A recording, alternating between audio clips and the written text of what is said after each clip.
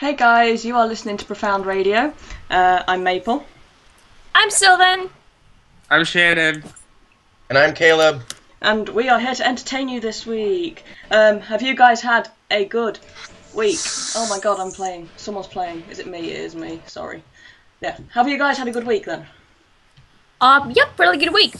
Yeah? Enjoy the episode. Have a good episode. Oh my god, don't talk about I that loved episode. it. Oh dear. I got a haircut this week, and I'm trying to make it look like Jensen hair, so... I saw. It's starting to look pretty good. Anyway, I'm just going to quickly do our agenda for today because apparently it's a good idea to let people know what we're talking about. So, as usual, we are going to have our review of the episode from this week, which is episode 20. Then we're going to have a little quick discussion on episode 21, and then episode 22, spoilers. And then we have a little bit on actors who ship characters and don't ship characters. Obviously, we've got a bit on Russ. Calgary Con is happening right now, so we'll be having a little conversation about that. And then we've got some questions from our listeners. Ooh, so we're jam-packed. Yep. And I do believe Shannon wanted to talk about something first, about Profound Radio. Yeah, it's sort of just a tiny little thing. Recently we got an ask from someone, and it was actually a pretty good critique, if I would say so myself, thanks to Silven kind of talking me through it. But I sort of feel like that some people who are new and coming to the show, they don't realize that this show, it's sort of an informal thing that we talk about. We're basically four friends coming on and we're talking about the show. We don't really try to have a little structure, but we don't try to have too much because we feel like... Oh crap, did it crash? It's alright for me. Yeah, sorry for me too. Just some people are saying it is, some people are saying it isn't. Okay, it's back now. Yeah, if it crashes, just Continue on. Just try refreshing. Okay, okay, good. Yeah. Basically what I'm trying to say is we have a very sort of laid back sort of way that we handle our talking to one another and the way we handle the topics that roll through. And although we accept criticism, there's sometimes when we have to look at what most people want. So if there's something you don't like about the show, we'll gladly hear it, but we're not going to change the entire show just to fit something that you want to happen, if that's okay with you. No, this is our own little personal zen zone. This is where we have fun and kick back. Yeah. And I And could we're just... all... Yeah, we're all friends. We're all friends here.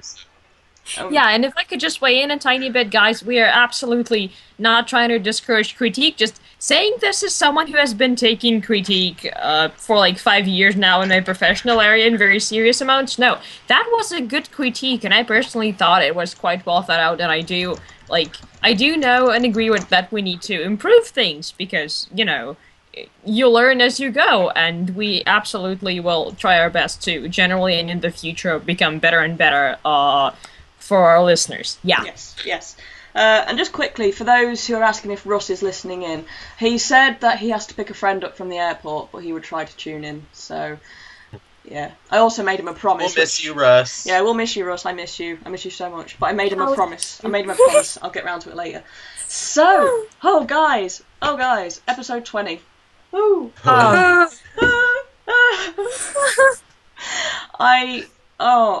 live watched it. I live watched it this week when it was on because I was awake with the puppy, and I was live blogging it, and someone shouted at me to tag my spoilers, and I'm so sorry about that. And I was screaming on my blog. Oh God, yeah. So have we got? It was. Yeah. It was so happy, but towards the end, everything changed. Yeah. But It got so sad. What's up, Kaleb? Sorry. I was just saying, it got so sad all of a sudden. I was not expecting that. Oh dear. You're watching Supernatural, Kaleb. You need to be always expecting that. I know. It's always But I going wasn't to get expecting it sad. from Charlie. And don't you know, it's like with season 8, I mean, myself, I've been watching season 8 is like, watching every episode, like, this is my favorite episode. The next one comes and I'm like, no, this is my favorite episode. It's just... I know, same here. I'm like, each episode is getting better and better and better. Yeah, exactly. And it's impossible because I had all these favorites from the previous seasons, but now it's like, it's not like season 8 is completely pushing them out, but I mean, there's just the sheer amount of things that have happened this season and the sheer amount of different oriented, different moods we've had is just amazing. Yeah. So is Like, it everyone talks about... Yeah, go Oh, Shannon. sorry. Go Shannon. Oh, everyone talks about how sad they were during the ending, but I remember I was just feeling so anxious because I was like, oh my, because throughout the entire episode, I was so ready for them to kill her off. I was like, oh my god, going to kill her. She's fine. And when she was walking into the hospital room, I was like, oh god, an angel's gonna appear, or Crowley's gonna appear, and it's gonna get taken away, or they're gonna kill her, they're gonna do something. She's not But gonna then I wake up, remember is she? Oh my feeling god. so relieved when she did this heartbreaking scene with her mom. I was just like, oh, thank Jesus. Yeah. She's not. And you, Yeah. Can I and just you say guys do realize... Yeah, you go. You What? go, Silven. Okay, can I just say that as someone with Soviet Russian heritage, I loved the Soviet vampires, okay? They were just like... Weren't they like vampire zombies or something? Yeah, they were Soviet vampire zombies, and if someone saw me live blogging on my blog, I was just screaming because, oh god, it's so fun! Seriously. Oh, dear. But I was just about to say, you do realize we have to rename the Batcave now, right? We have to call it the Hobbit Hole now. Yeah, it is the Hobbit Oh. Hole, isn't it? Yeah. I don't know. And it's not the first Hobbit comparison this season either. I mean, remember Edlund comparing Sam and Dean to Frodo and Sam all the way in... Was it Comic-Con? I He don't know. totally- I don't know. It com- And anyway, yeah, it's a persistent comparison this season. Oh dear. But so yeah, I take it was a general thumbs up from you guys for this episode. Yes, definitely. Absolutely, so much It was a what? thumbs up. A thumbs up, yeah. Yeah, because I saw Everything was perfect. I saw quite a bit of negative feedback on it as well. Mainly from the Destiel shippers saying they didn't feel they got enough from the episode. So, can I just say that I'm just happy that Cass got mentioned. Same here, because, like, come on, after watching Season 8 after Season 7 and Season 6, it's like, Jesus Christ, we don't get Cass on every episode, but like, at least we get mentions. Yeah. Mm-hmm. And it was guys, dreamy. Guys, Yep. dreamy. Season 9 regular. Can we just wait, please? I know Yeah, it. yeah, oh god, that's music to my ears. And guys, Charlie's not dead, which means Charlie can come back in season 9. Oh, I am so hoping. Oh god. So, And another thing I caught up on is, did you guys realize that they plan on LARPing more? yeah. I was like, oh my god, Yeah. that's amazing. They just want to have fun. Yes, Like- exactly. Cast mention? I kind of feel like a lot of people took the cast mention they took it way out of context. Yeah. Yeah, honestly, yeah, It's and like, I remember reading this stuff about the fandom freaking out how Charlie was saying Cass was dreamy, and I remember watching that scene, and I wasn't really affected by it, because lesbians can call guys dreamy just like I can call a girl hot. Yeah. absolutely, Well- absolutely. But for me, the context... for me, I was excited just because Cass got a mention, Yeah, and it was how he guys. was mentioned, and I was And excited... from Charlie. Yeah, and I was Yeah. excited because that means that she knows about Cass, which means she's read basically seasons 4 and 5 as the books. Yeah, Oh, shit, exactly. Apocalypse. And guys, anyone worrying about Charlie calling Cass dreamy, how many lesbians do you know on Tumblr reblogging pictures of actors? Yeah. Yeah. Half of the not half of the fandom I know on Tumblr are lesbians, but there's a lot of lesbians on Tumblr, and it's really not getting in the way of appreciating Misha and Jensen, is it? No. And Jared and anybody else on the show. So come on, guys, really, appreciating someone saying they're dreamy is completely irrelevant to your sexuality. But the general... Yeah, the general context of the whole scene, though, was just amazing, Yeah. to be honest, so... I feel like it's just a misconception of it's an LGBT misconception that LGBT can't find the opposite sex attractive at all whatsoever. We don't know what an attractive opposite sex looks like. We're blind. I mean, like, I was just on Sylvan's blog and I saw these really hot pictures of her and I was like, holy crap, Sylvan, how hot these were. Yeah. I had to excuse myself. That was like, whoa.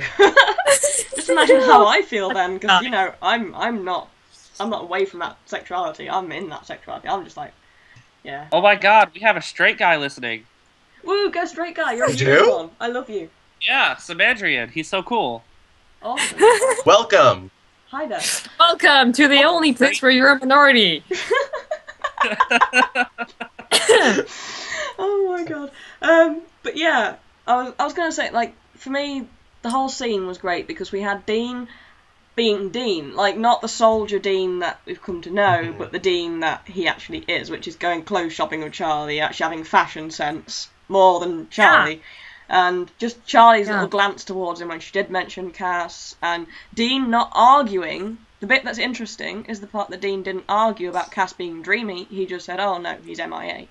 Yeah, and you know, that was the interesting Can I just say, Dean's relationship with Charlie is so healthy. Oh, I love it so much. It's literally one of the healthiest relationships he's ever had, like with friends. Oh, it's amazing. I could just soak it up all day. It's the best, one of the best relationships on Supernatural. Absolutely. That's why I feel like Charlie. Charlie, as I have with my own little brother. Yeah. Yeah. That's why I feel like Charlie is such. Yeah, I feel like Charlie is such an important character because of that. Yeah. And I am so glad they didn't kill her off. Yeah, I'm just so glad she's coming back again, so. Me too. Oh, dear. But yes, just the amount of character development in that one episode alone. You know, we saw, like I say, with Dean now. Just how many times can Dean hug people? He hugged Charlie like 3 times. He loves hugs. And he just randomly hugs Sam, and it's just like, he's practicing for the big hug, you know what I mean? Just saying. He's practicing for He's hugged everybody. Yeah, he has, hasn't he? I think he has actually hugged everybody this season. Yeah. Did he hug Garth? I think he even hugged Garth, didn't he? He never hugged Mrs. Strand. Yes, so. Oh, and I just realized hugging is actually a theme because Sam's been doing a lot of hugging too. Yeah. Did you see the post going around about which side Dean's hugging on and how he hugs Cass on a different side to what he hugs everyone else on? Yeah. Did you see that? I never noticed these tiny things, but then I always see these fandom posts. I'm like, oh my god, how do you guys even notice this? Because Dean generally hugs right side to right side, which is a familiar, friendly type of thing. But that's every single hug this season. But the hug he had with Castiel was left to left, which means your hearts are pressed together. There you go. And the answer to your question, Shannon, it's called having 2 hiatuses in a row. Yeah, everyone notices everything. Yeah, and if we're gonna talk like a little serious about hugs, I mean, to me it clearly means that Dean is dealing really well with his emotional issues, because hugging someone is a small act of opening up to someone emotionally, but it is an act of, you know, accepting someone into your arms is a pretty intimate thing where you would have to, you know, kind of let your emotions flow, and Dean has had a lot of problems with that in the past. I really do think that Dean is making a lot of improvement in that direction, both with talking about his feelings and actually hugging people. It's pretty huge this season, isn't it? Yeah, yeah. I feel like he's hugged more people this season than he has the entire run of Supernatural. Yeah, I mean, if you compare him to, like, seasons, 1 to 7, he hardly hugged anyone other than, like, Bobby and Sam. So, it's just the amount of hugs he's dealing out. Just, can I have a hug? Can I have a hug from Dean Winchester? Please. Yes, please. Please. I want him to pick me up off the floor like he did with Kevin. You're too tall, Caleb. Oh my god. Oh dear. How tall are you? Like 6'2"? But yeah, someone's saying the purgatory hug was just completely different to the rest, though. So yeah, it was. It's And he sort of brushed his cheek and there is stuff. that. Yeah. The purgatory hug was very special. Yeah. Like with the casual viewers noticing the STL posts, as some of you may know I'm doing, there's definitely a number of people mentioning that the casual viewers around them started seeing the romantic undertones between Dean and Cass, like either with the hug. It's normally either the hug or 808 or A17. Yeah. It's like the three of these things. Oh, we crashed. What's up? Someone said something. Russ just tweeted and said he'll tune in when he gets home. Awesome. Yay. It's amazing. I just we're gonna get to Russ later. He'll probably be online by the time we get to Russ, which is great. But but yeah, I just can't get over this episode. I mean, I had a lot of people saying they were disappointed. I saw a lot of people panicking about it. A lot of people really not happy that we didn't get enough mentions of Destiel. But we have. What? Just about it. I'm just happy we got a mention, and we still have episodes 21, 22, and 23 to come. Yeah. The thing is, and I mean, if you For Who? Shannon go. Yeah, Shannon go. well, for me, I wasn't really disappointed because I didn't really look at the episode as a prospect for there could be lots of Destiel in this episode. I was really only worried because I was worried that Charlie was going to die, because I knew if Charlie died, that would have pissed off a major majority of the fandom just because she's an LGBT character, and I feel like it's really awesome that she actually survived. Yeah, it is really awesome. I mean, guys. I have no shame in being one of those people who would have been super, super ticked off. Oh, yeah. I tried to talk you out of being super ticked off. Exactly, and guys... Yeah, Shannon got the brunt of my rage after he... About the amount of Destiel in episodes and about Destiel mentions, guys, there was this term that I thought of in one of my meta, and it's the term supertext. And it's how I characterize Destiel in the show right now, is that it is not explicit canon as of yet, but it's not exactly subtext anymore. No. In the sense that Destiel is kind of required for some of the things to make sense. So, like, it's canon compliant. Canon accepts it as part of text because 817 makes more sense like that. It brings a lot more emotion to Purgatory. It makes things make more sense. And the thing is, even when we don't get Destiel mentions, like in every episode, it's not a step back, because essentially everything that happens is kind of, Destiel compliant, because Destiel is canon compliant right now. So, like, of course, I would love to see Destiel in every episode, but they can't work it into every episode, and even when none of it happens in one episode, is not bad for Destiel, is what I'm trying to say. Yeah. We just gotta think realistically. Yeah. I think that a lot of people need to realize that although Destiel could be a major part of the show, that is not what the show is all about. No. It is a show that is about family and monster and hunting monsters, and Destiel would just be one of the many things that is included in it. It is not completely about Destiel. Although, Christina makes a good point. Castiel was mentioned to Dean in the last 3 episodes in a row, pretty much. Yep. So he's getting mentions, and for a show that is primarily about monsters and hunting and demons and angels and all the bigger plots, that is a lot of mention for a couple that is slash and not yet canon. So, exactly. I always say this, be grateful for what we're getting, because we will get more. I'm sure we will get more, and they're building up and building up, so... Yeah, and, I mean, we love it like that, don't we? One of the reasons why Destiel is such an awesome story is because it was created in the circumstances that it was created in, because the show doesn't completely focus on it. It was, it developed very organically in a kind of non-cheesy, that non-romantic environment.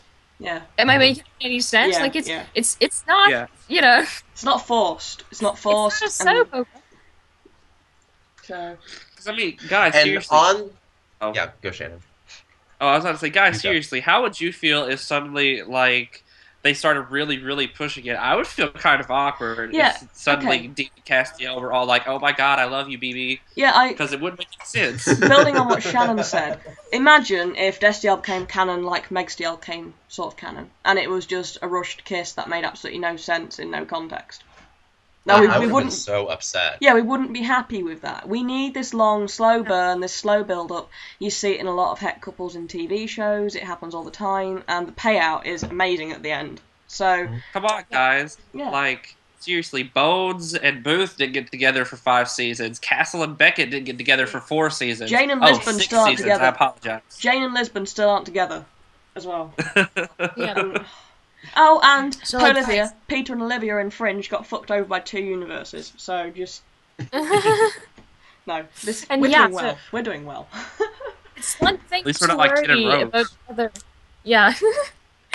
It's one thing to worry And- about what it will be or not, but it's another thing to, appreciate the slow build-up because, guys, it's really great so far. We've really been getting amazing build-up. There's not a single thing I don't like about how they've been building up their relationship in Season 8.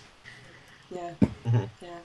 Ooh, guys, And what if they on did pull a Doctor and Rose, and, like, Cass ended up getting trapped on the other side of heaven, and they both just held, like, these walls in heaven, and they just tried to listen for one another? I hate you. How about God, no? yes. Yeah, no. Yeah, no. Anyway, Shannon's On the connecting with his subject of- identity. on the subject of character development for Dean, can I just say that I love he was the one researching in this episode? Yes, I was going to bring that up. Dean Oh, and yes. smart. Dean and intelligent. Just, please, Dean's just really clever. Did you see he managed to put a GPS on Charlie's phone within like 5 minutes of having it? Yes. I'm just like, you genius. He's so fucking smart. He's just... Excuse me. And he was Dean the is one with the amazing. book. Oh, yes. Some people Yeah, even and we are use it getting... geek. Yeah. Yeah, and I'd say we're consistently getting it this season, this kind of development for Dean. Well, it's not really development, it's something that's been there all along. It's just a little point that's being made about him, because it's both Sam telling Dean that he's amazing and Dean finally acknowledging it a little bit and saying that they're the best hunters out there, Yeah, It's just really great. yeah. I'm really in love with it. I'm really in love with the fact that they've really bumped up Dean's character because, like, a lot of the character development that we got in the last few seasons was mainly fan generated. Like, they were always looking at certain things that he did, but in this, Dean's character development and what he does and everything, it's a lot more explicit. We're getting to see Dean as an actual fleshed out character instead of a sort of a character on the sidelines. Yeah.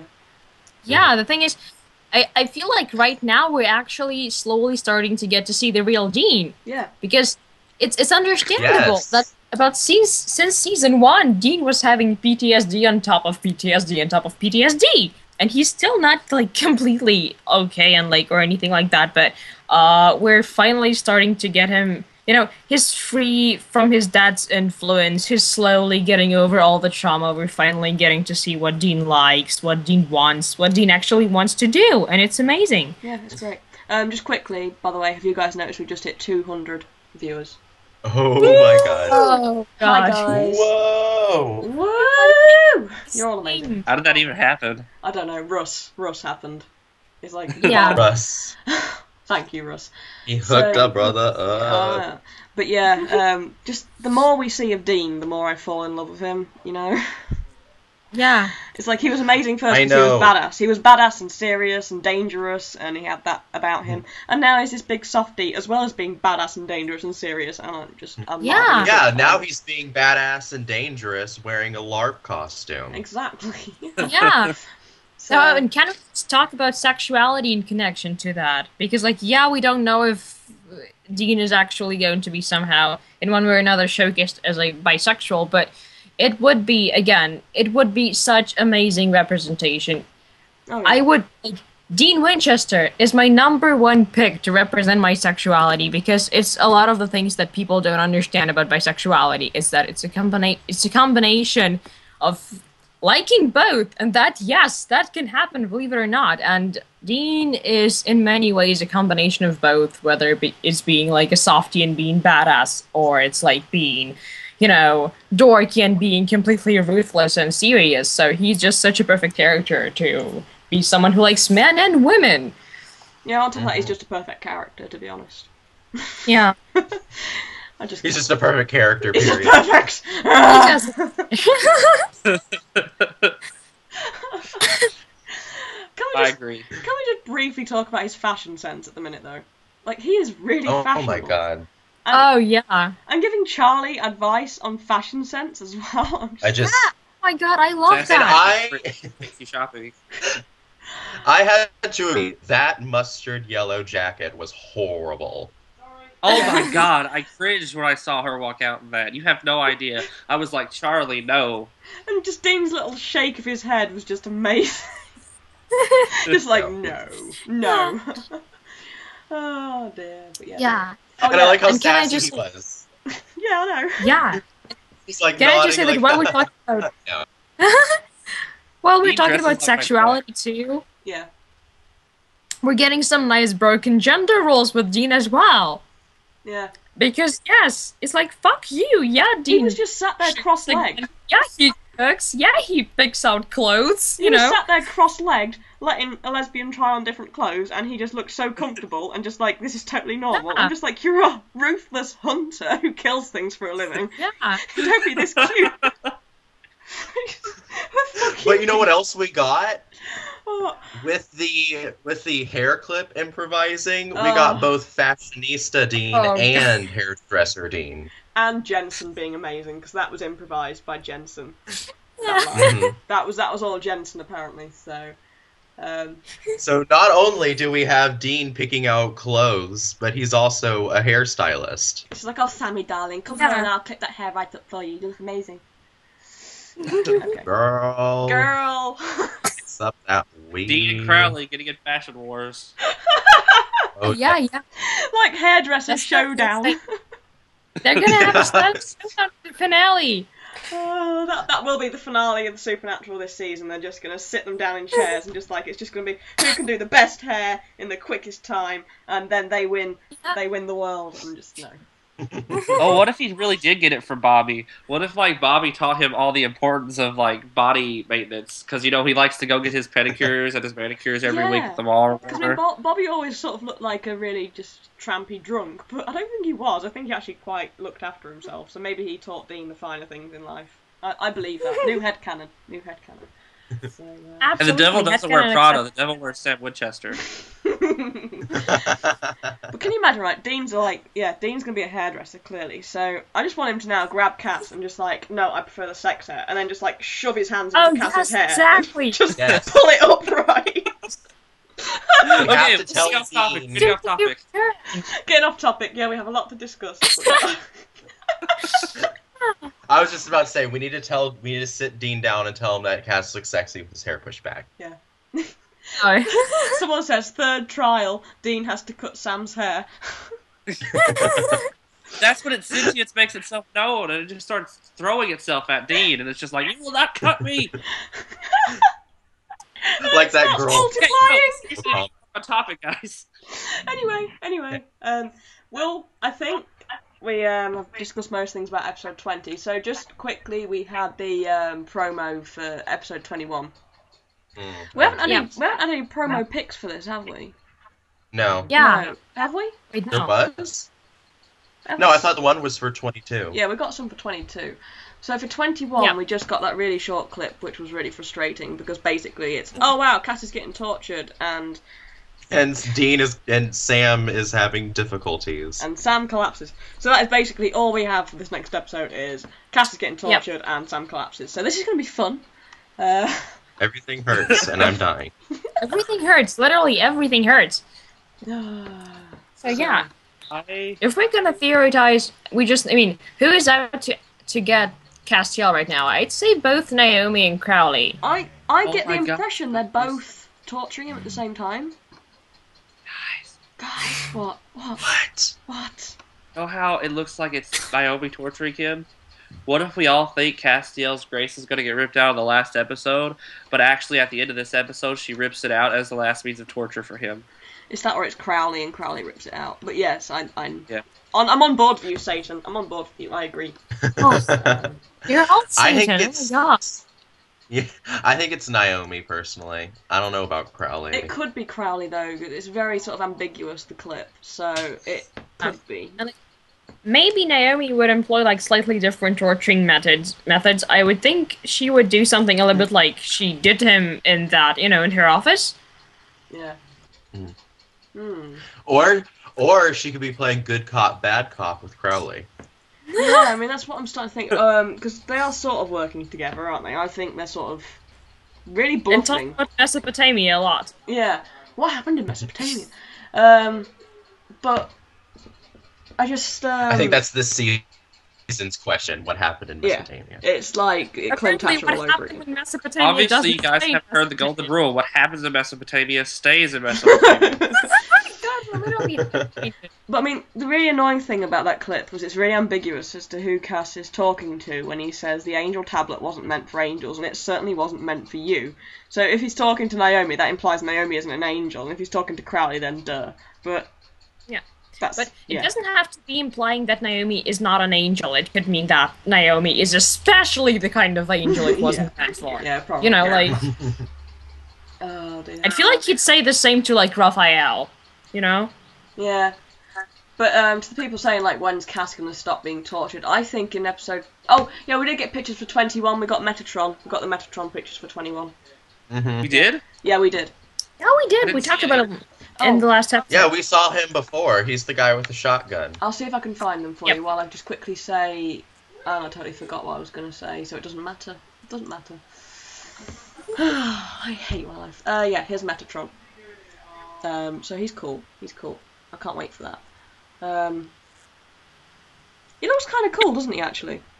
Yeah. And I keep remembering that picture from the actors on set with it, that we got ages ago. There was 2 male actors wearing sunglasses, and they were talking about how they're playing angels. And my guess is that they're either from 821 or 822, and that we're getting more angels. Yeah. I think it's 21, because I thought those 2 angels by Naomi were those 2 guys. Yeah, I don't know. Have you seen the, I think it was on IMDb, there's 2 demons listed, and one's listed as Demon Sam, and one's listed as Demon Tech. And everyone thinks it's actually a demon version of Sam, but I just think it's a demon called Sam. Thoughts? I don't know. Everyone's like, oh my god, they better not turn Sam into a demon, and I'm just like, I don't think they are. Been there, done that. Been there, done that. On the other hand, guys, what if it's part of the trials?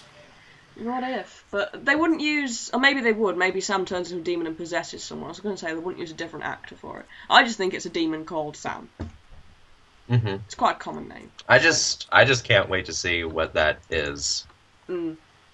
Yeah, absolutely. I think that was episode 21, wasn't it? So, yes. Curious. So yeah, we don't really have a lot to go on for episode 21, but I did read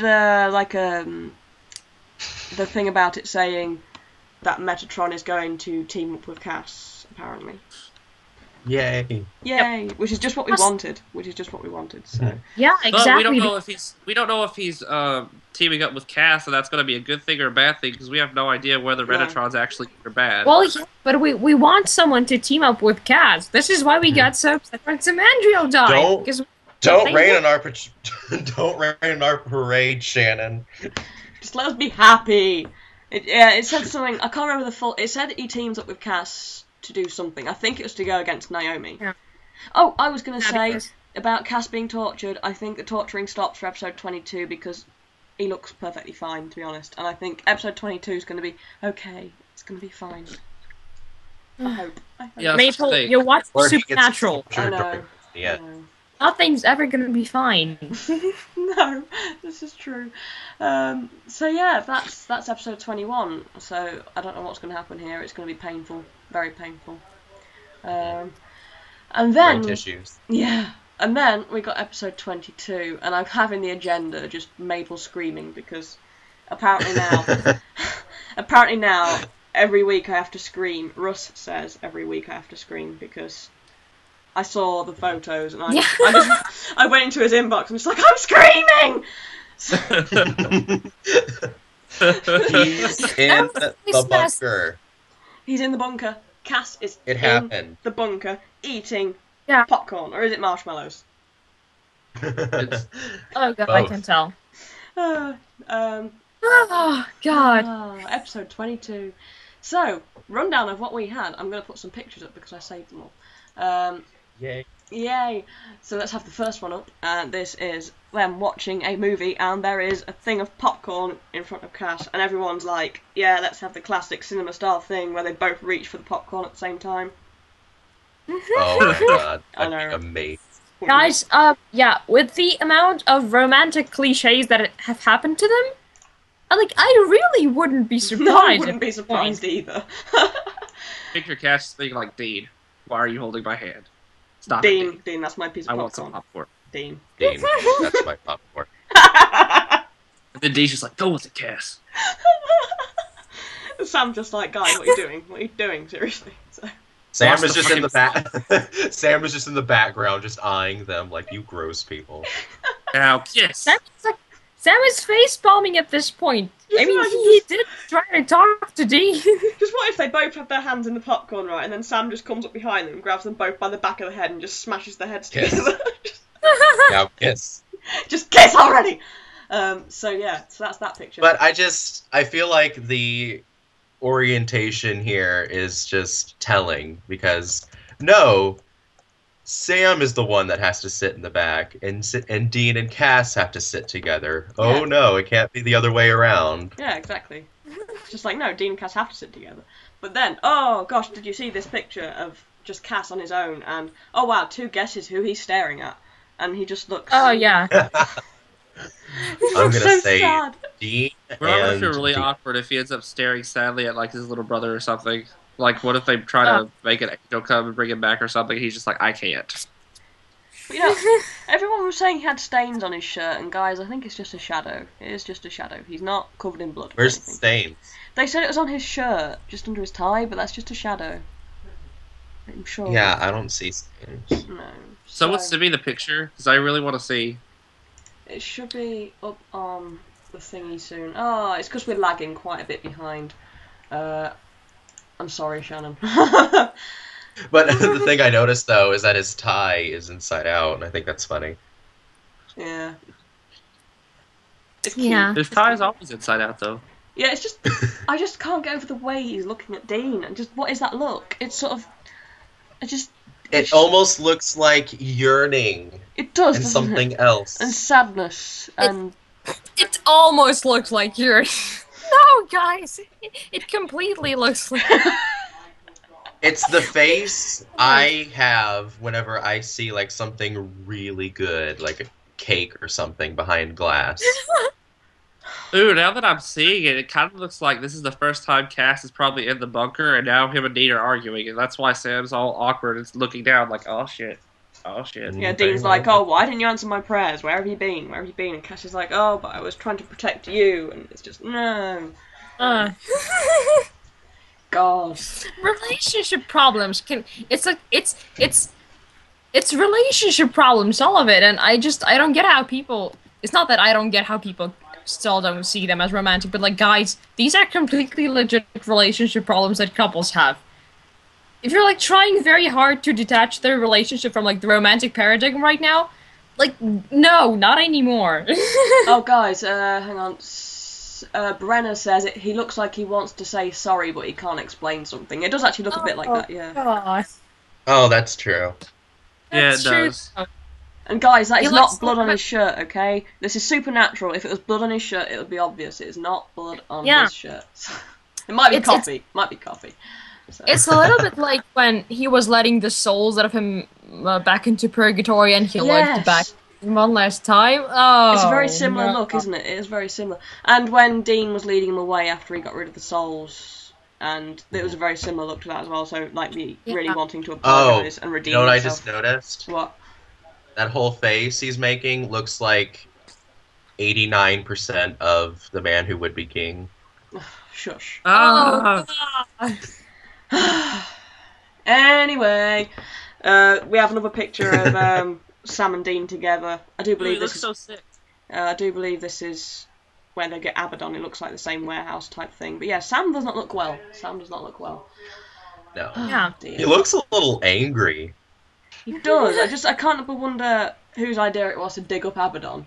So, but yeah, he does look angry. There's another picture of him. He does look quite angry. Really, really frowny. Frowny Sam. Yeah.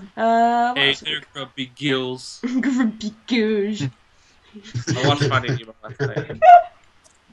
Oh, just keep Just swimming, keep just keep swimming, just keep swimming, swimming, swimming. Yeah. I feel like And here we Turtle have like Sam in the looking pits very face. pensive. Yes, and we also have them looking at Abaddon. Yeah. Oh, I'm so excited about her being back. You Yeah, have no here's a idea. picture of her Look at her. with her neck sewn back on. Her neck has been sewn God. back Okay. on. Her head has been buried. Her hair still looks flawless. Yeah, her shirt's still pretty clean as well. So. Everything looks flawless. She's beautiful, even like this. She's amazing. Oh my But god. yeah, guys, I watched, was it Time After Time or whatever, I watched the episode the other day, and oh my god, Abaddon walked in, and I was just like, Jesus Christ, I'm in love. Maple, I know. Oh, she's incredible.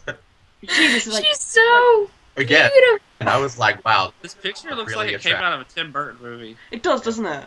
It looks very creepy. But I just love Yeah. her expressions and how she holds herself. The actress is amazing. Just how she walks. I love everything about her. It's not I was really upset that they sort of killed her off in one episode, and I hope that she was come back, and there she is. Isn't she It's meant so to be awesome. in episode 22 and 23? Oh. I heard. So what I'm if? gonna say Yeah. I'm just saying I am obsessed with that little stitching across her neck. Yeah, it's great. Yes, again, it is so Tim Burton. It's amazing. But hey. Well, someone asks how she survived. Well, I think the idea is she can't really die if her body's intact. So basically, they found her head, found her body, stuck them back together, and she came back to life. I'm guessing. But I want to know why they would do that. Now, I That's was the just question. going to say that because it looks like they're asking her about something. Maybe they need her help for something. She might be in 2 episodes from what the spoilers said, so maybe they're sort of recruiting her to help. Oh yeah. Especially That's what- if she wants to overthrow Crowley. If there's any chance she wants to overthrow Crowley, she could be very interested in what the Winchesters are doing. Yep, that's exactly what I was gonna say. Is that I think there's only one thing that could be happening here, is that they need to find something out from her. They gotta ask her something, because like they couldn't possibly be, asking her to do something. They either need some information, or they have some sort of way to make a deal with her that will be good for both sides somehow. Because I mean, they know Yeah, that it she looks won't. like they're in. Yeah, she won't do anything unless Yeah, she can profit from it. Yeah. Uh-huh. So, And it looks like they're interrogating her about extra information about something about Hell or Crowley in well, general. they found apparently the video they found includes some information on something they need for a trial or something like that. So I'm guessing she has more information, or they need her to complete the final trial. Russ is Yeah. tuning in, guys. What? Russ is tuning in. Yeah. Also, God. also, I have a Hi, theory Russ. about Hi, Russ. Hi, guys. Which episode was it a spoiler for that they will learn both the good and the bad side of being legacies? I don't Maybe. know. That has to do with Abaddon. Maybe. I actually it have a does make theory sense. about Abaddon. Yeah? So far she's the only Knight of Hell that we've actually seen, and I feel like she is probably the last Knight of Hell. It's certainly led to it. I mean, if we have these such powerful demons, then why haven't they tried to take over Hell, and why did they let Crowley do it? Mm. So what I think is the reason she appeared that night to kill the Men of Letters, unless it was previously stated in the episode, I have no idea, is because they were systematically destroying the Knights of Hell because the Knights of Hell were waging a war against them. She also wanted the key to the Yeah. bunker. She also wanted the key to the bunker. That's to what I thought. Yeah. She wanted to get hold of all the information, and basically that's all power in the Men of Letters bunker, apparently. Yep. So, I don't know. But I mean, just her expression in the picture sort of looks... She doesn't look malicious, if you know She's what just like she looks like she's smiling politely, but Yeah. behind the eyes, she's like, I want to kill you. I mean? It's like, as soon as I get out of this trap, I'm gonna murder you. So... I will. You are going to die painfully. Oh, Mitch Hegarty says, is she in the old film they watched? She could be. What if she is in the film they Ooh. watch? Oh, that would be so amazing. Wait, what if the last trial actually has something to do with killing Abaddon? Yeah, this is what I think. I think they might need her in some way. Or they Like, need they have to kill... Yeah, like, they have to slay a Knight of Hell. Yeah. Well, I don't get why they have her trapped. She's not going to tell them how to kill her. Maybe it's not. Maybe they have her trapped because they haven't realised yet that they'll need to kill her or something like that. Yeah. So they're trying to get more information from her, and maybe she probably doesn't have a clue, to be honest. So I don't know. Curious. Yeah, she Anyway. probably has no idea what the tablets even are. Hey guys, have you seen this picture of Dean that we got for 22? No. You know, guys, I have an idea. Yeah. You know, since Knights of Hell are angels that became demons, could it be that they are actually trying to get information about heaven from her?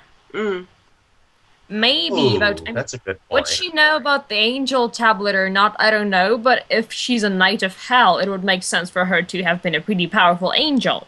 So she could also be possessing a lot of information about that. Yeah. Maybe they're actually trying to find out about, Naomi, Cass, something that's happening there.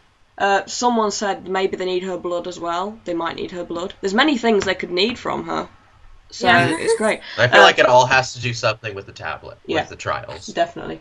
Anyway, I just put up a picture of Dean, and it has just made the chat explode because it is the hottest picture of Dean I have seen in a long time. Your face, mister. Just, Congratulations on your face, sir. Yeah. you dick. Just, you look... Oh. I'm having a really bad Dean day today. You guys... Yes? You guys did see that post that his face perfectly matches the golden mask of perfect symmetry, right? Yeah. Did you realise, right? And did you realise how many pictures we got of him for episode 22? I've just put another one up, and he looks just as good in that one as well. So, this is a really bad Dean day. He's just like, what is that? Help! I'm really having a bad Dean day. Really, really He's bad. just like, He looks so adorable. He looks so confused. He's like, a phone? What's this? Oh, and we have another picture of Sam and Dean and the Impala, and the Impala looks absolutely tiny next to Sam, can I just say? Yeah, someone mentioned a really interesting... Next to Sam. What's up, Silven? Yeah, someone mentioned a really interesting thing, I saw somewhere in Tumblr, about Sam's hair being cut, about how it's actually right now approximately the same length as Lucifer's hair in the end. Yes, because we And will said, always no end matter up what we there. do, we'll always end up here. Oh, God. It would be such... I mean, look. We have a serious prospect of Cass losing his braids. We have Sam cutting his hair. Headcanon, okay, 2014 Oh my is god, coming. guys. 2014 is coming, and we are going to have 2014 verse, we're going to have end verse, I'm sure of it, in some way. No! Oh Yes! my god, guys. I just thought of something. What? What if becoming Lucifer has something explicitly to do with the trials? Ooh. Oh. Oh. Satan doesn't like this idea. Well, the Lucifer is like, don't you want to wear Sam to the prom? Oh, dear. No, I want to take Sam to the prom. Oh, dear. You're the ProfoundRadio version. Look at that face. Look at that. He's just smoldering. What is I know. that? Even when he watches a movie, he's even sexy when he watches a movie. He's just... Blue steel. Like, I really what is want to wrong know with what you? they're watching. Like, Yeah, I really know. do. I'm so curious. But can I just point out how kind of like the I body feel like they have language... to dig in the past. I just want to point out how kind of like Dean's body language of his arm being on the table pointing towards Cass. Yeah. Just saying. It is, because this is the same scene with the popcorn. Yeah, it is. His body language is sort of pointing towards Cass even though he's watching the movie, which is good. You know what I think he's watching, though? I'm going to call it. You know what I think they're watching? I think they're watching some, like, history with the Men of Letters. Yeah, I think that's what it's going to be. Oh, yeah. It would be so cool. Yeah. Oh, and you guys, one of our people on here wants to know, what do you think about Crowley being a Knight of Hell? Maybe. I love it. Yeah, because I think he's a fallen angel, so... Yeah, Maple and I have been, enjoying the idea of fallen angel Crowley for a while now, so... Yeah. Yeah. I mean, Crowley is clearly something very special. Yeah, he's not just a run-of-the-mill demon who sold his soul for a bigger cock and ended up... Yeah, he simply can't be. No, you just... Run-of-the-mill demons don't end up in charge of hell. Yeah, You know? and I mean, Mark did say on Twitter that, ever considered that the whole Ferg story was bullshit, so yeah, it makes sense. And that just confirmed it for me. As soon as Mark Shepard said that, I was like, well, there you go. And it was Mesopotamia as well. And his history with Naomi, who is meant to be an angel of some sort. So, he's either a very, very old, ancient demon, or he's an angel. Different. He has different abilities from other demons, and if there's anything we know about Knights of Hell, is that they have different special abilities. And Crowley has very much exhibited that, and he knows Enochian. Yeah. He can translate... I would love that, and it would make sense. He can translate Enochian, he knows how to tap into an angel, and it's just... I mean, someone said... Pat Woods, he is a demon now. He's not an angel anymore. He is a fallen angel that turned into a demon. It is, because the Knights of Hell were like that, weren't they? Didn't the Knights of Hell start out as angels, the original fallen, and turn into demons? So. That's on headcanon. I don't think it was confirmed, was it? It's basically in normal lore, the Knights of Hell were the original fallen, and they were angels who fell with Lucifer, who were on his side in the fight, and they became demons eventually, so... Yep, that's biblical canon. Yeah, which is why the Devil's Trap type, the pentagram carved into the bullet slowed Abaddon down, because she's a demon, but she used to be an angel. That's why the knife didn't kill her, and why you can't kill her with any normal weapon. But I sort of have a headcanon that maybe an angel blade could kill her, like an angel blade can kill angels. Maybe. Yeah. Maybe. Angel blade seems to be like a pretty universal weapon. Yeah. That's a lot of stuff. I feel like season 9 is going to be like the big reveal season, where we finally get answers for all of this. Yeah. It makes sense because they're kind of having to build up a little bit of a new world here. Not completely new, but, new layers of lore. Because, the season 7 arc ended, and then, they need new things to move on, and Yeah. And I feel like a lot of people are saying, well, it's not biblical lore, but a lot of the things that have happened in the show have been based off of biblical lore. I have no idea what's going to happen with the Knights of Hell. I have no idea what they are. I know they're demons, but I'm pretty sure there's something a little bit more. But I'm just saying, for now, I'm kind of accepting the biblical lore as canon until we sort of get another, till it's averted otherwise, till it's suggested otherwise in the show. Sorry, I'm sick and my brain's frazzled. I mean, they do use biblical lore as a basis for a lot of things, so it makes sense to, take a look at it. Yeah, and they just adapt it. Quickly, someone said that with Crowley, if he was something else, they would have to address his bones and his son or something. Can I just say that his bones could also just be bullshit? If he's been around for long enough, he could have built a story about himself. He could exactly. He could have possessed a random guy, and who's to stop him having sex with... bullshit, and guys, I mean, he could have been wearing, I don't know... He could be just wearing Fergus. Yeah. Who's to say Fergus is who he was? You know what I mean? It's just, And his son, what's to stop an angel having sex with someone? Just saying. Yeah, I mean, he probably did do a lot to conceal himself. So who knows? When you think what Gabriel did to conceal himself, becoming Loki, becoming a trickster. So it's not. Just becoming a run-of-the-mill demon isn't really surprising. Yeah, so not big of a deal. No. So, they're talking about what could kill Abaddon. Someone said the cult maybe, but apparently I don't think it could. I think the Angel Blade. I have an idea. Yes. What if the Knights of Hell are like the opposite of the Men of Letters? It's what you get the image of. You get the image of this quite ancient fight between, Abaddon and the Men of Letters. Yeah. It's interesting. I like it. I like it a lot. Yeah, same. I like it. I do have one thing... Mariana posted something from the As Time Goes By transcripts. Knights of Hell are handpicked by Lucifer himself. They are of the first fallen, firstborn demons. There you go. Yeah. Yep. Yeah. So it suggests either the first fallen humans or the first fallen angels, but I would guess handpicked by Lucifer. I don't think Lucifer would pick humans. I think he would pick angels because he doesn't like humans. Yep. So, yeah. And if we're talking handpicked by Lucifer, I mean, clearly, we were just discussing recently in one of the recent broadcasts that the history between Crowley and Naomi, when he called her a bureaucrat, and we were thinking that maybe it had to do with Naomi obeying the rules in a situation where Crowley kind of didn't, and this is why he's calling her a bureaucrat. And it could have happened in a situation where, yeah, they were rebelling in some way or another, and Crowley did and Naomi didn't. Yeah.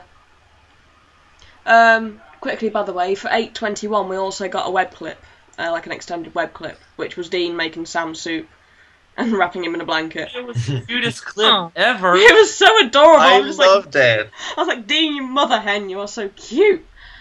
We are getting like such domestic Dean this season. I'm loving it. Yeah. It's amazing. It's just, I mean, obviously I'm not a huge fan of the massive caretaker type Dean, but I love Dean mothering people. I just love him just like making food for them and just wrapping them up in blankets and yeah. Hey, can I just say that hamburger looked really good? It did. It did. Oh, yeah.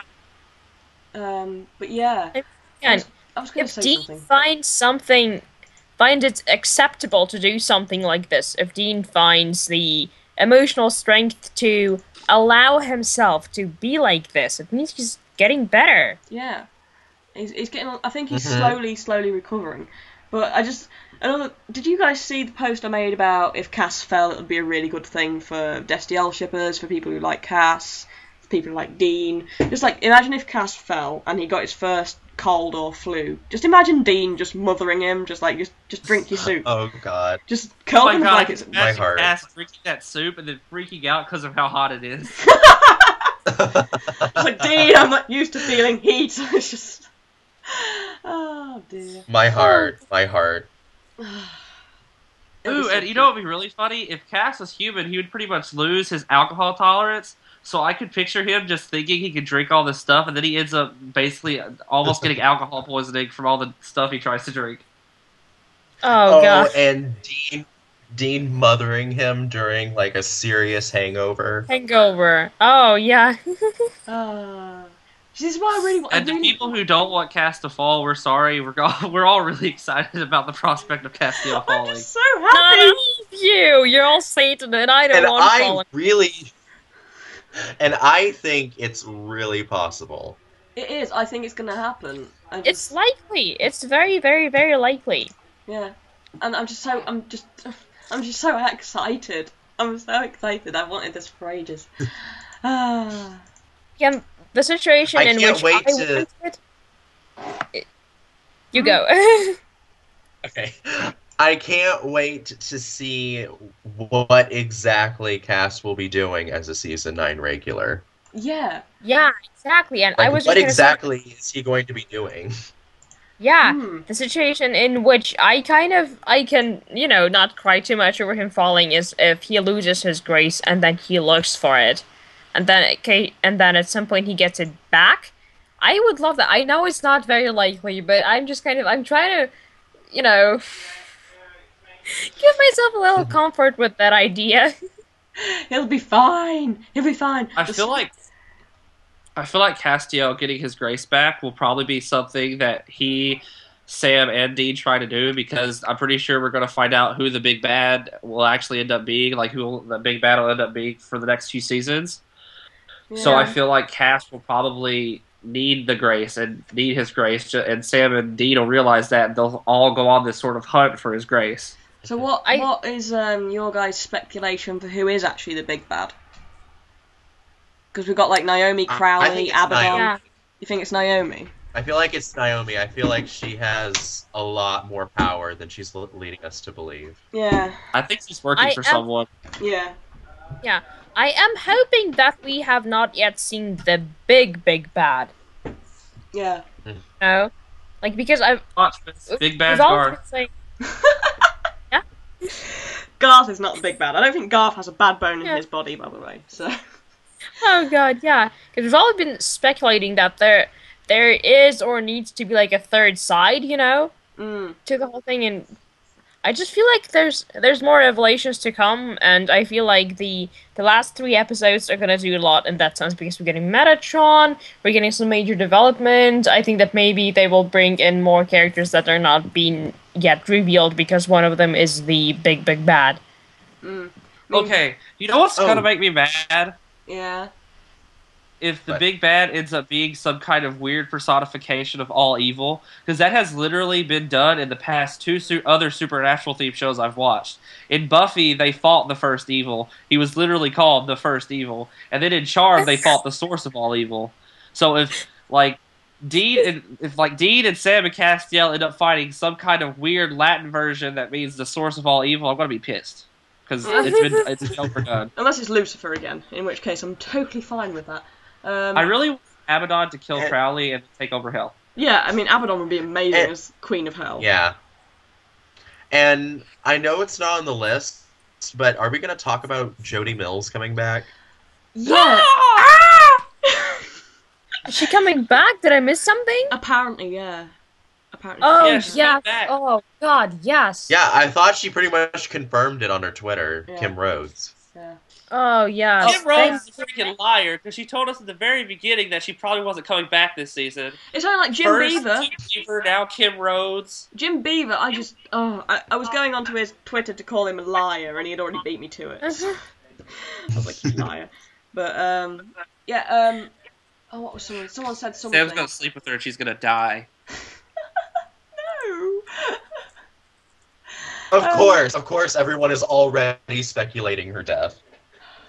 We just can't be happy for 2 seconds. Oh, we can't God, have Charlie and not kill off someone else. This is why we're not allowed nice things. This is no canon phrase. I just love that Dean said that. Yeah, I love that. Yeah, we cannot have nice things. I mean, you give us a screen cap from the next episode, like a spoiler while a character is smiling, and we're like, oh my God, he's smiling. Something's wrong. You guys, people are mad at me now because I said it's not like Jodie has a family to go home to. Oh God, Shannon, guys. To all our new listeners, Shannon is Satan. Yeah. Shannon is Satan. We just literally got him that. He's always that. He's always Satan. If you just so you ignore know. him, maybe he'll go away. That he'll possess you and destroy the world. So... Guys, we got to keep Charlie. Now, you either have to choose. You can either have Charlie die, or you can have Jodie die. Take your pick. Does it have to be one or the other? Does it have to be? Yes. No. I think I'd actually rather keep Charlie, even though I absolutely adore Jodie. So, I don't know. Yeah. I adore both, but I'd keep Charlie. But you're Satan. I love them both, really. Y'all are mean. I don't want to Get die. Shannon to sleep with Sam. I just saw that too. I It's sad that that's like a legitimate threat to me. Like, oh my God, they really want me dead. Oh my God. Well, you do want to take him to the prom, you know, traditionally. That would kind of suggest... You sort of opened that door yourself, Shannon. Well. You know what? I'd die happy. Yeah, that's true. That's true. But anyway, Yeah. guys, Usually though, Caleb, if Jared Padalecki showed up at my door and was like, take me now, I'd dump you right then and there. Oh, God! You're a horrible person. Love you, though. Anyway, guys, I have something to scream about, and now Russ is actually listening. I guess I do have to sort of scream, but I don't really want to scream. I'm not a screaming person. Mapal, do it! Jesus fucking Christ! Right. I'm gonna put us. Oh no, I didn't save the screen cap. There's one of the clips, like the screen pictures from episode 22, is Sam in the foreground and Dean and Cass blurred in the background. And this is what I've been waiting for all season. I've just wanted them doing something in the background, not the focus, not the centre of attention, and just subtle little things in the background that I'm just like, yes, happy. I'm happy. Yeah. I'm done. Fangirl Maple is my favorite Maple. Yeah, same. Today I'm just like, yes. Yeah, today I'm just like a really aggressive Dean girl today, so I'm just... Oh, it's such a bad day. Just like aggressively loves Dean. Are you putting the picture up? I'll try to find it. So if you guys just, I'll put it onto your next topic and I'll find it. Because what we also need to talk about, and a few people have brought it up, is we've got Calgary, the Calgary Convention, like Expo today, and we have had word that Felicia Day doesn't think Destiel will happen. Can I rant on this? Yes, you can rant on this. Okay. Everyone's been freaking out because apparently Felicia Day said that she doesn't think the writers are going to make Destiel canon. And first we've had a few people on the Wednesday shipper side freaking cheering for no reason. And then I've also been kind of seeing some Felicia Day hate on the Destiel side. And I'm like, oh, come on, guys, really? Seriously? Just because an actor doesn't ship something does not make it any less of an important part of the show. I'm pretty sure Jared and Jensen and Misha don't go around reading things that other people ship them with. And whenever they say they don't ship something, then no one says anything. But the fact that Felicia Day said it, everyone's freaking out. Just because she said it does not mean anything. She has the right to her opinion. Mm-hmm. She doesn't decide what's right, right? She really doesn't. Guys. So stop hating on Felicia Day, because I will cut you if you do.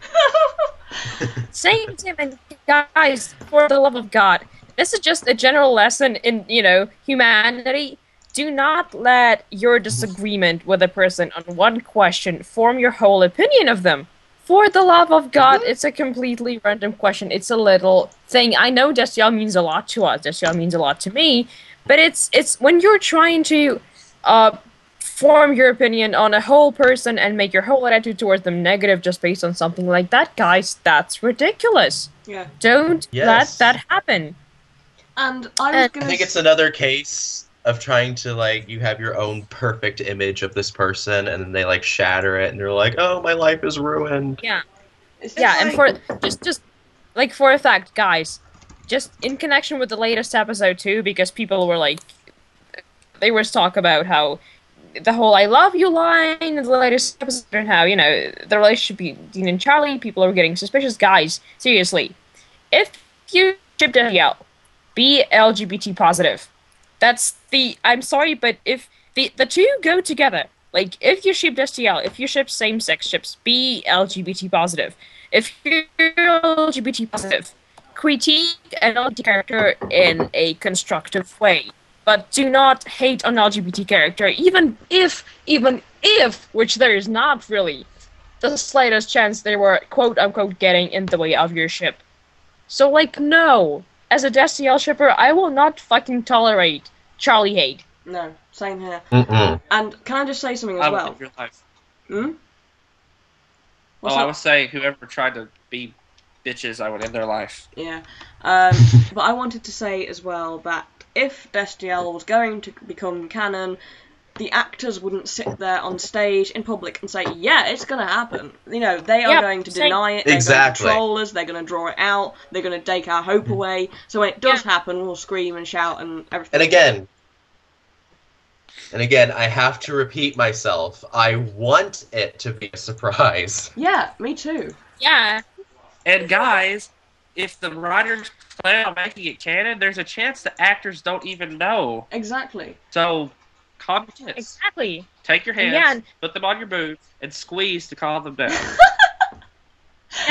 Guys, we need to really, really calm down about, generally, whether it's crew and cast opinions and, things they say about Destiel, because, guys, not a lot of people who we worry about saying things about Destiel do not decide anything in that sense. No. And I don't mean that in a negative way. As much as we love and respect them, their opinion of Destiel has nothing to do with whether Destiel will be canon or not.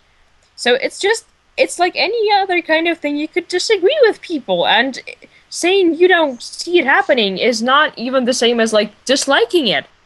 It could be, a lot of people are just believing that it'll happen. A lot of people who ship it still don't believe that something like this can actually happen. So, come on, guys, don't do this. No, it's... Seriously, don't. Totally agree. And we need to stop the whole... Just like Destiel is canon is saying, we need to stop the whole fic equals porn. Destiel shippers are just people who fetishize it. Yeah. We just need to stop all that. And then people will take us more seriously. Yeah, definitely. Yep. I found that picture, by the way, guys. I'm just going to put it up in a second when I find it. I think it's this one. Yeah, here we go. So it's Sam in the foreground and Dean and Cass in the background with nothing on the screen at this point. So obviously they're just going to either be chatting or staring at each other longingly or something of the sort. Oh my god. Guys, see what Mama Cat just said, the Russ tweet? What Russ tweet? Oh, I'm going to have a look. He was correcting me. Russ corrected Shannon. He's like legit listening, you guys. The actual phrase is, "I will cut a bitch." And yes, we have no time for hate. Keep the love alive. Can I just say that I adore Russ so much? Like, Oh my god. You're amazing, Russ. You're amazing. So yeah, this picture, guys, has it come up yet? It hasn't on my screen. But yeah, it's amazing. So we have Dean and Cass actually in the background, and I said that, I said one of my theories was that if Destiel was going to be canon, it would just happen subtly in the background, and you'd have to sort of really pick up on little things. This picture is the definition of the term supertext. Yeah. Because it requires this kind of vision for things that are happening to make sense. Yeah.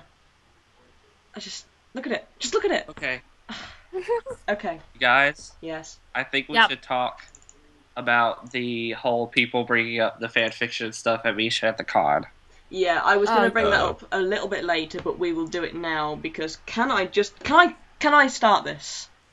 Yes. Can I please just You rage? can start it. Go. Rage. Go. Just Preach it. And I honestly don't care. I honestly do not care right now if I piss anyone off. If you have a problem, come into my ask box.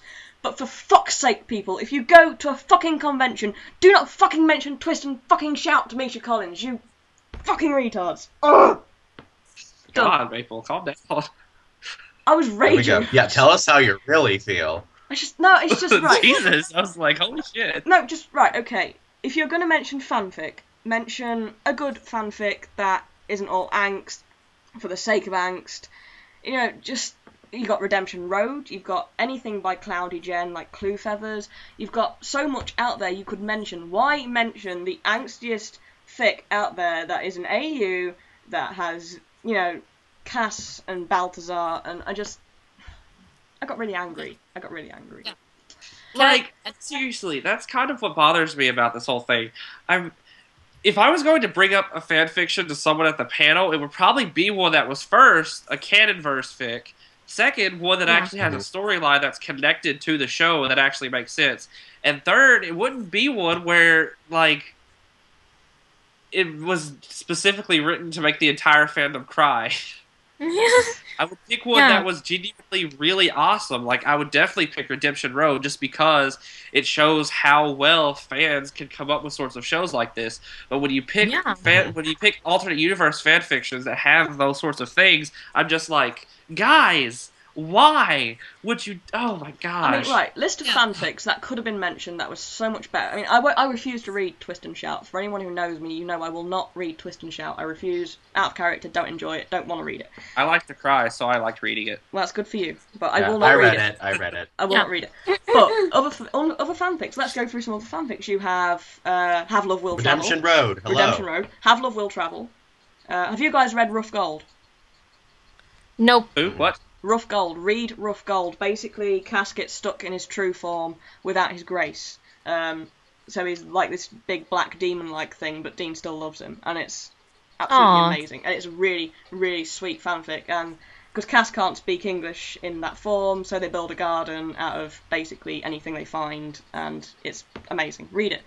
Yeah. And, Can I just have, it's not like a little rant, but a little speech about the whole convention thing, because I wrote a meta about this and I have a lot of feels. Guys, when you ask questions at conventions and all that stuff, for the love of God, as much as I love fandom, guys, TPTB and the cast do not understand fandom terms.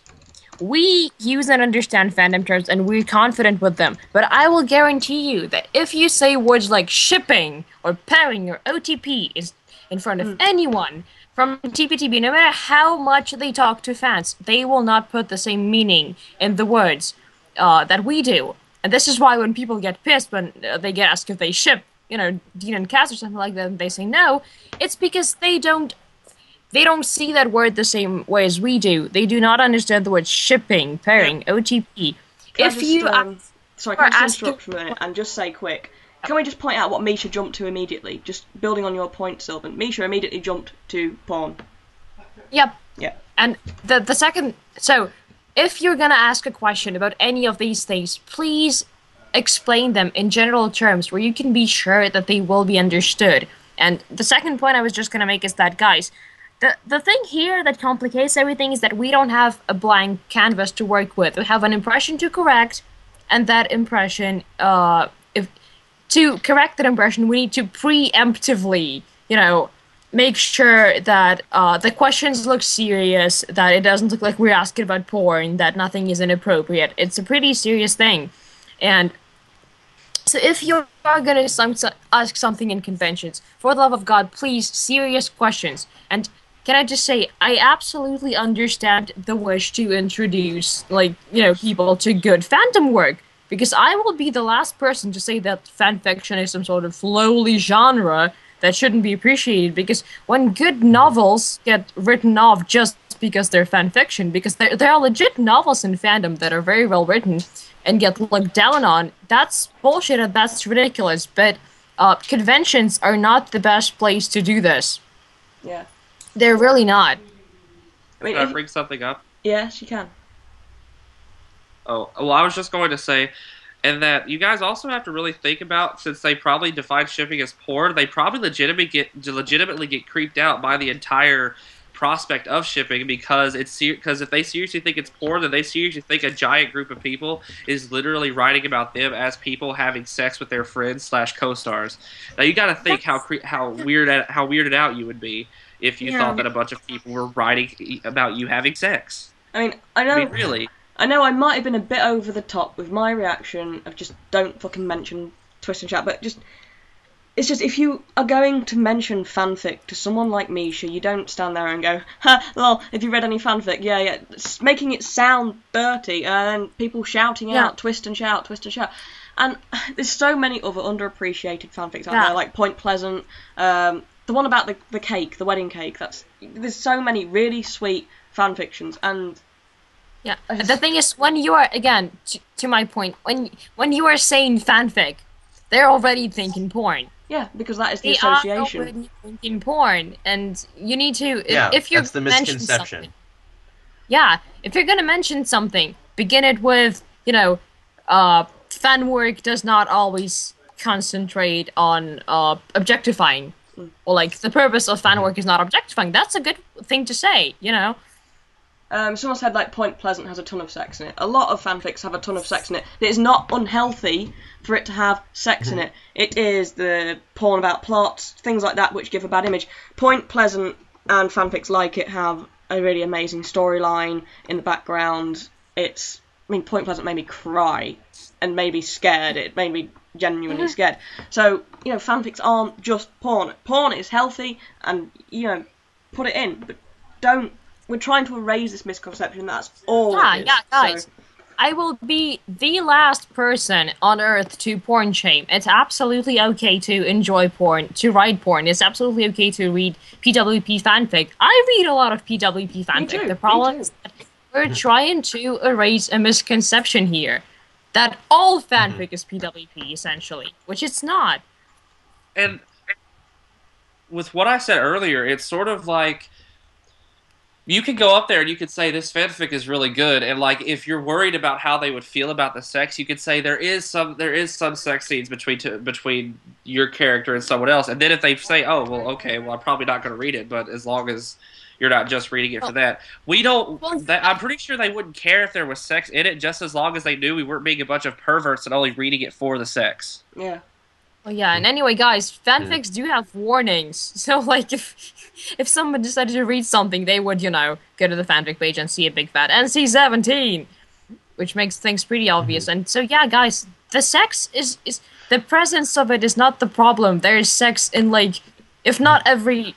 It's in 2 out of 3 Hollywood movies that you're watching on the big screen, there is sex. Yeah, it's the fact that there is sex, it's not the problem. It's healthy, it's not taboo, it's perfectly healthy. It's just, obviously, people are going to get a little freaked out about their characters being portrayed in a slash shit, and it's understandable. Yeah. It's understandable. So you don't just go up and say, "Wow, have you read this really depressing fic where you sleep with Dean and Balthazar?" And it's just and like the thing is, the issue with showing with high ratings, it's not even that it's MM fanfic. It's not that even it's slash. It's that you need a person's consent to show them porn.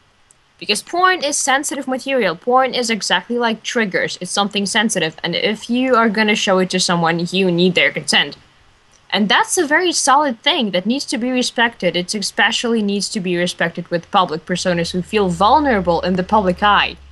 Because really they do. Imagine being surrounded by people who can, ask you anything and just literally, like, outstretch their hand and touch you. It's creepy as hell. And they are used to having their personal space disrespected, and they are used to being disrespected in that sense as well. Which is why it's not because it's slash that it's, like, shameful to bring up or anything like that. It's because you need to respect someone's consent before you show them porn. Mm-hmm. Ooh, can I bring something up? Something no, this is my happy net sort of said. Okay. Yep. You guys have probably heard about that person that's been stalking Jensen and Daniil. Oh God. Okay, now, I really don't know how to say this a nice way, so I'm not going to say it in a nice way. Don't be crazy bitches. Okay. Slow clap. Okay, this is what I have to say to people who actually go up and stalk other people. You are not a good fan. I don't care what your twisted mind says. It is not okay to go up and start stalking people, and it is not okay for you to think that you have this sort of what is the word I'm looking for? It's not okay for you to think you have this sort of privilege just because you think, oh, I'm a better fan than everyone else. Naturally, they'll want to say hi to me. They don't want to say hi to you. They just want to live their life. You're creeping them out. It's like, you're a stalker. If you carry on stalking Jensen, I will find you. I will sit outside of your house forever until you finally get sick of me sitting outside your fucking house, because that's what it's like. It's just... And I will probably either be naked or dressed in some creepy costume, so you do not want this. Up. I'll Actors just be like... love their fans. They love all of their fans.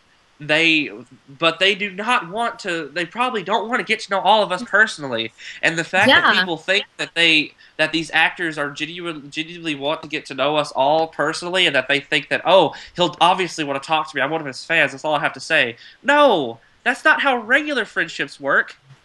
So that's not how the thing is, guys, an actor will work. People who have Tumblrs who have anywhere more than 100 followers. Imagine all your followers sitting outside your apartment.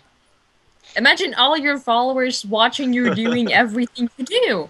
It's not right. I have more than 1,300 followers, and I would be extremely creeped out and uncomfortable if my followers were watching me doing everything I do, as opposed to seeing what I choose to share with them on my blog, because choosing to share things is the key element here. I mean, as well, we've got a problem with Misha again, with people trying to work out his home address and post it online from the Cooking Fast and Fresh with West. Oh, God. That is absolutely terrible. I mean, this man has two children. Misha is an extremely... Misha is an extremely given person. Why? He gives to fandom like not many other actors do. Why do you need to look do they even understand for a way to make you comfortable? These things? If they do this, the actors are going to lock themselves away. They're never going to come out again. It's like we're seeing, after the Christmas thing with Misha and the Stonehenge Apocalypse thing, he basically shut down for months because people treated him so crap. And he had to cancel the damn event because people are so entitled and think he owes them something. I'm just like, he doesn't owe you anything, and you have no right to hunt down his home address where he has his two children, his family, and publish that on the internet. Please leave them alone. Yeah, and don't people understand that when they do these kinds of things, they will stop making videos like Cooking with West? We don't want them to.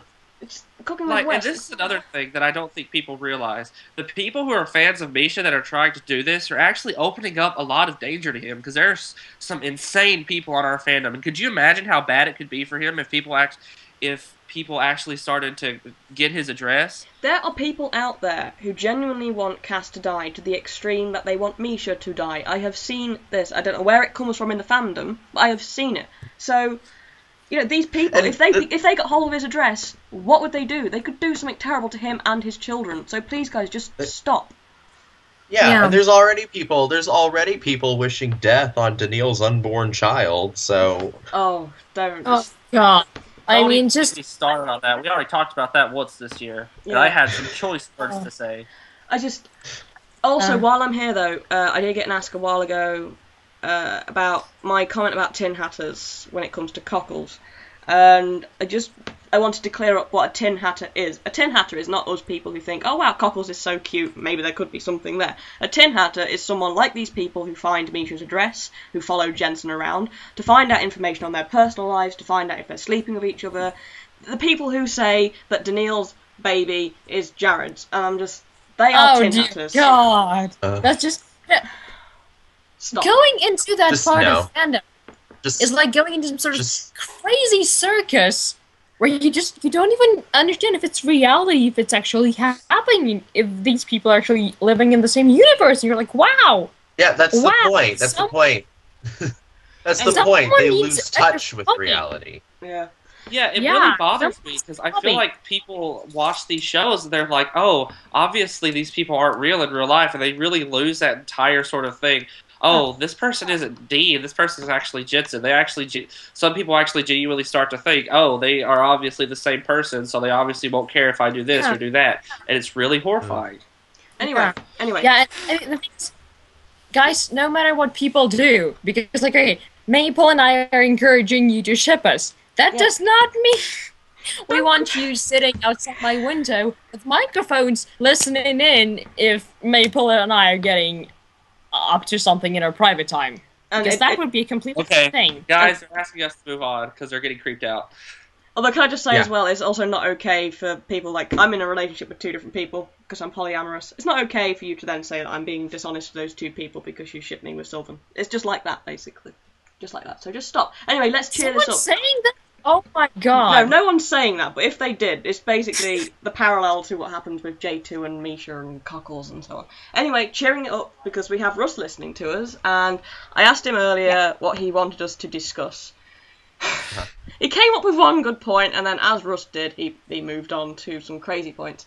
So that we're all going to talk about. We're going to talk about them all.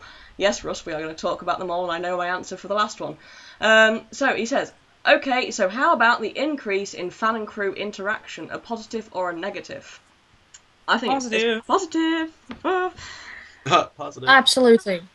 It's amazing. It's really great. I mean, I think Supernatural is one of the most interactive shows out there.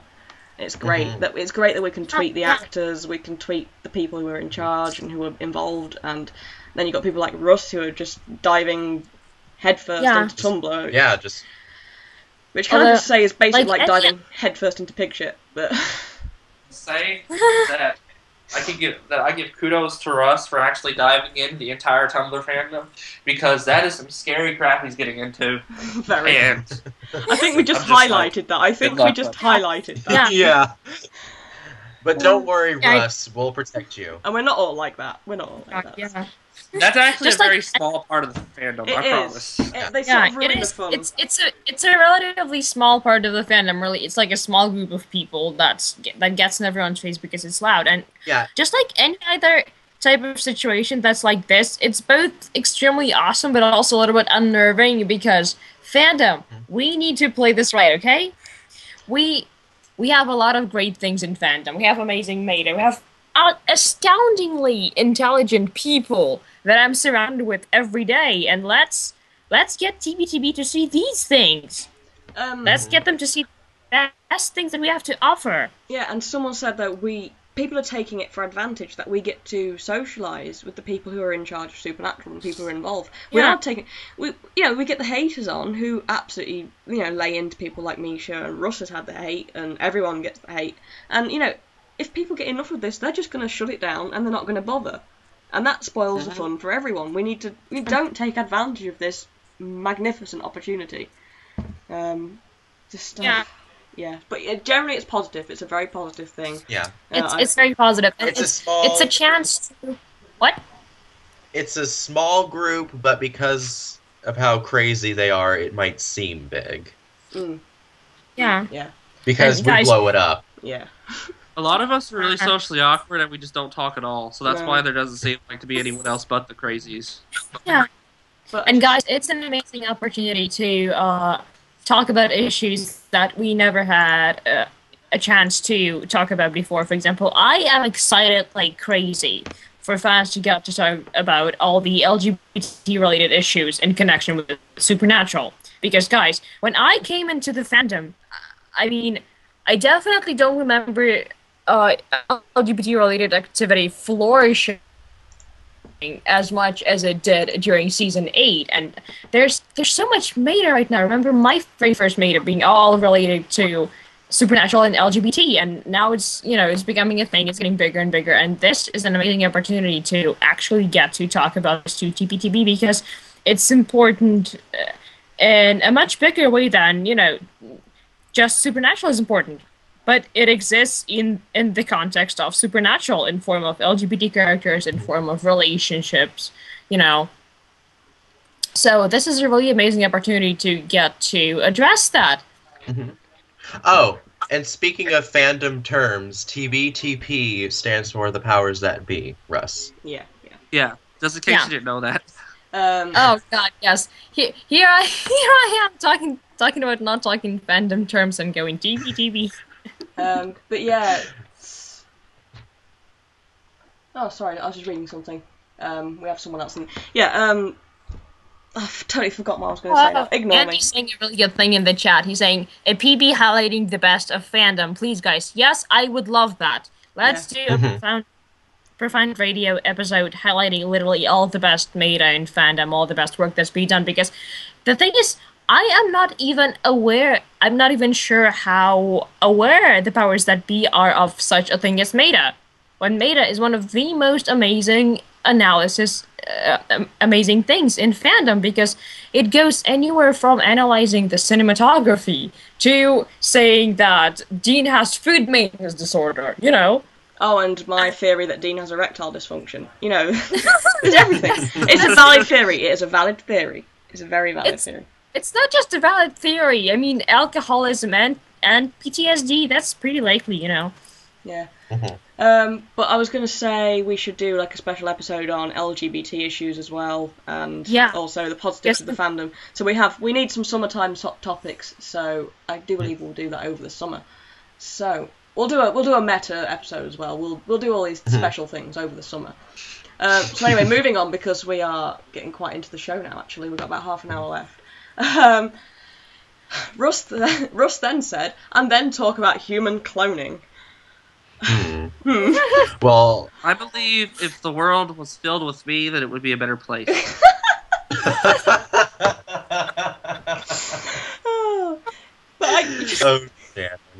But just imagine if human cloning actually happened in Supernatural, because we had the episode. What actually happened? We had the Enverse. We had Enverse with 2 Deans. So just imagine. Maple, honey, who made 1,000 Deans? Oh, that's true. Yeah, it happened, didn't it? Yeah, so human cloning, is it good or is it bad? Well, it depends. If you're duplicating 1,000 Deans so Cass can kill him over and over again, then that ain't too good. Shut up, Destiny. It is a better place. Oh, please. A world full of Shannon. Just imagine if the world was just full of the ProfoundRadio team and we just had rampant sex with each other all the time. I would be best friends with myself. I would probably just grope myself. Actually, you'd probably get annoyed with yourself, because people who are the most alike generally tend to just really get annoyed by each other. No, I would just grope myself. I would just grope myself constantly. No, I'm too perfect, even for myself. I'm sexy for myself. Anyway.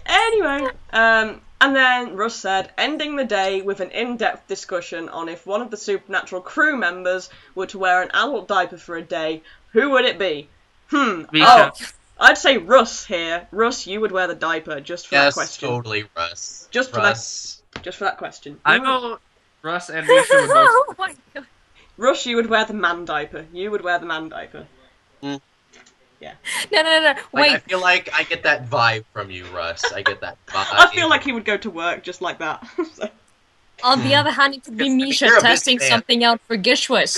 It could be Misha Yeah, testing probably. something out for Gishwas. Misha, pro tip. I had to cover myself in spirit gums in some very sensitive body part during Gishwas. Did not go well. Please test it out. Someone said Jim Michaels. Oh dear. But yeah. On the list. Oh, just imagine Jared in a giant diaper. Oh I don't god. think one can fit him. Guys, why are we discussing this?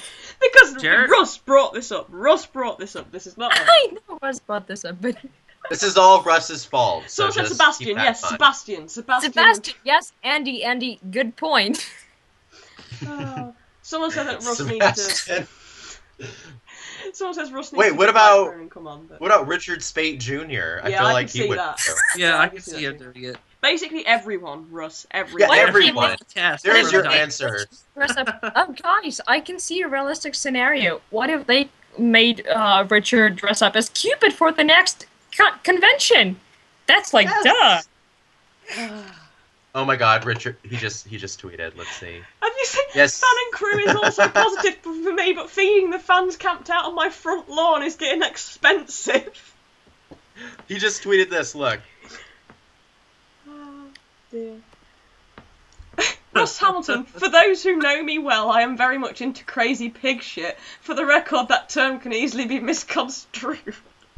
He won the Man Diaper of the Day contest. Go Russ. Yes, you did. Okay, yay, Someone girls. should take his picture off of his Twitter and then put yay Man Diaper winner and give him a trophy That's- shaped in the diaper.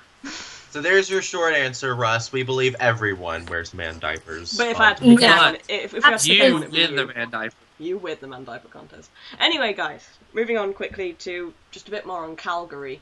Because before we came on air, I was collecting as much as I could from people who were there and what they were saying. So I'm just going to do a quick rundown of what I gathered. Misha says that the fact that Cass was on a bus is not really relevant to the story, but encourages to write Cass, bus, tailpipe / fic. Okay. Jared and Jensen are assholes, but the rest of the crew is great. Oh, Misha. gosh. Misha has a You know cowboy. what I love? Yeah, Misha has a cowboy fetish. Misha's me. Of course Yeah. he does. Misha considers his best prank to be the coins prank, but he says that things between him and Jared got so heated that Jared was going to hit Misha's car with his. Can I just say, I'm already waiting for the episode Misha's gonna direct. Because I know. Jared is already asking Oh my people God. how he can screw this up for Misha. It's going to be, the outtakes are going to be amazing. It's gonna be something. So Misha knows that Russ has a Tumblr, and Misha wants to play Dean in a supernatural movie. I can see that. That would Yeah, be I can see that interesting. too. So yeah, that's what we've. That's what I gathered Well- before I came on. So. Well, think about it. Think about For it. the record, What I would other? totally read cast / bus fiction. Just saying. Just think about it. Yeah. What has Misha? What part of Cass has he not played yet? True. He's played like a million Casses, so why not play a Dean Cass? True. Yes. Oh, yeah. That. Yeah. Cool. Yeah. For everyone asking who would play Cass, I would play Cass. You wish. Just strolling in, just like yo. Voice. Yeah, oh, speaking of that, why not do, again, guys, body swap episode? Yeah. While Russ is Body listening. swap. While Russ is listening. I Russ. Misha would get to play a Dean, and Jensen would get to play a Cass. Yeah, Yes. while Russ is listening, can I just say, one of the things I really want in life is a gender swap episode where Dean turns into a girl. And Dean is so comfortable in himself, he basically, after grabbing his tits for some time, guys, grabbing his tits yes, for some yes. time, he goes to a bar and he comfortably flirts with men, because he's comfortable in that. So Yes, that's my dream. yes. That's my dream. We've talked about this already, but, like, acknowledging your sexuality that isn't straight has this step of thinking that maybe you, like, am I supposed to play the opposite gender roles now? Yeah. And, like, if there was some sort of showcasing of Dean, like, and bisexuality, which I don't think there will be specifically, but just, are they getting into Dean's head? And, like, I can very easily see Dean wondering on whether he's supposed to take on on the female role now, whether in relationships or in, like, flirting. You know, how, like, we saw in the scene with Aaron, we actually saw Dean getting kind of, like, flustered and, you know, like, shy, not knowing what to say, kind of freaking out, which is kind of not the very alpha male thing to do. And just Dean being in a female body would allow him to do all that while also not worrying that he is not being, well, manly, which he worries less about now, but still, and it would just be completely amazing. Yeah. Yes. Yes, it's my big dream. I might write a fanfic about it. I might write a fanfic, because it'd be amazing. I just want him to would read it. Yeah. I mean, just imagine if Cass didn't know he'd been body swapped, and then Dean just, like, full-on came onto him in this woman's vessel type thing. That'd be great. So, moving on. Are you guys still there?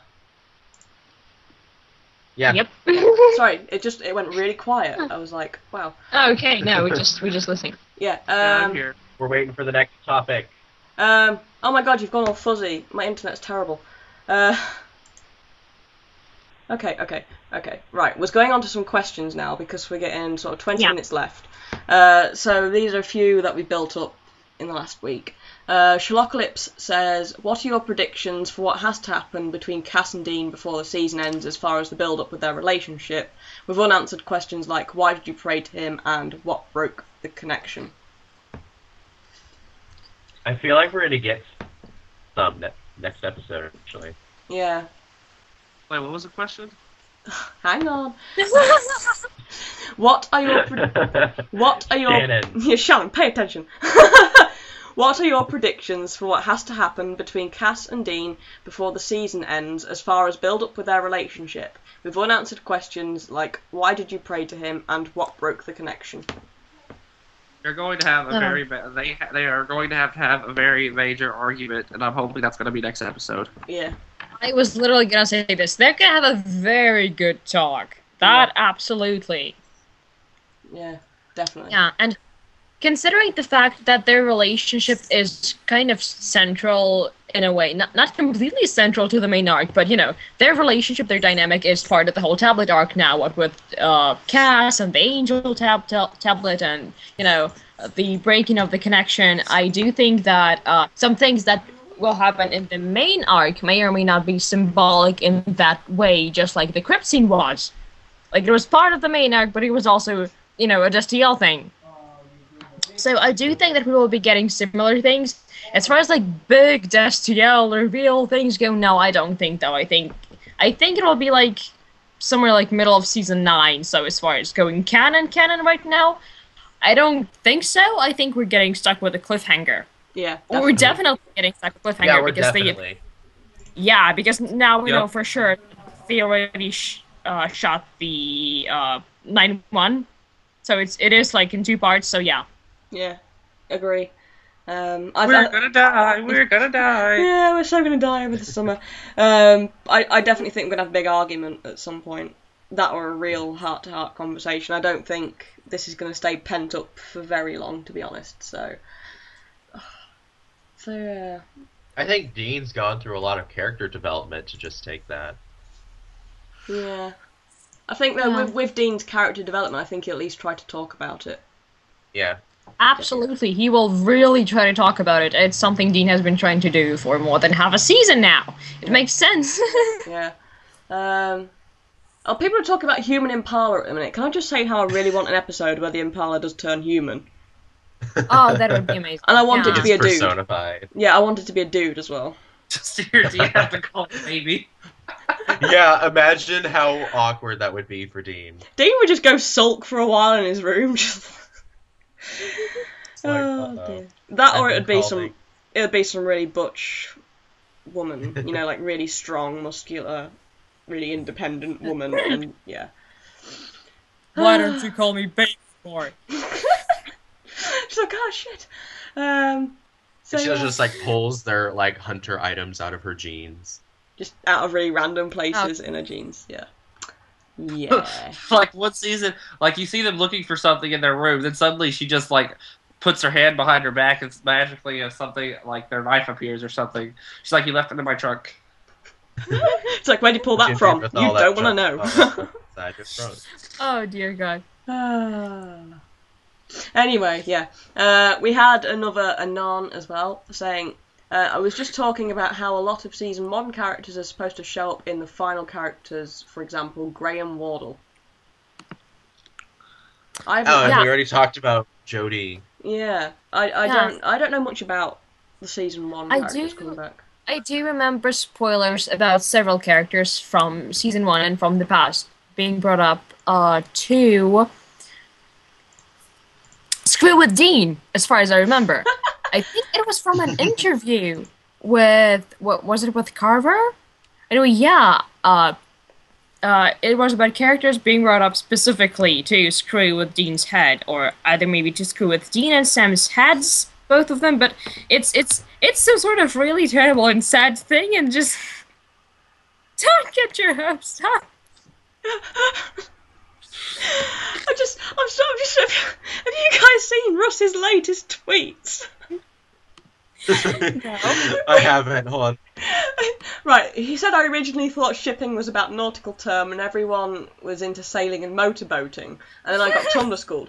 And then someone said motorboating is still totally on the table as part of shipping, though. And he replied with, I have not motorboated for quite some time. I think I'm far overdue for some summertime motorboating. Oh, God.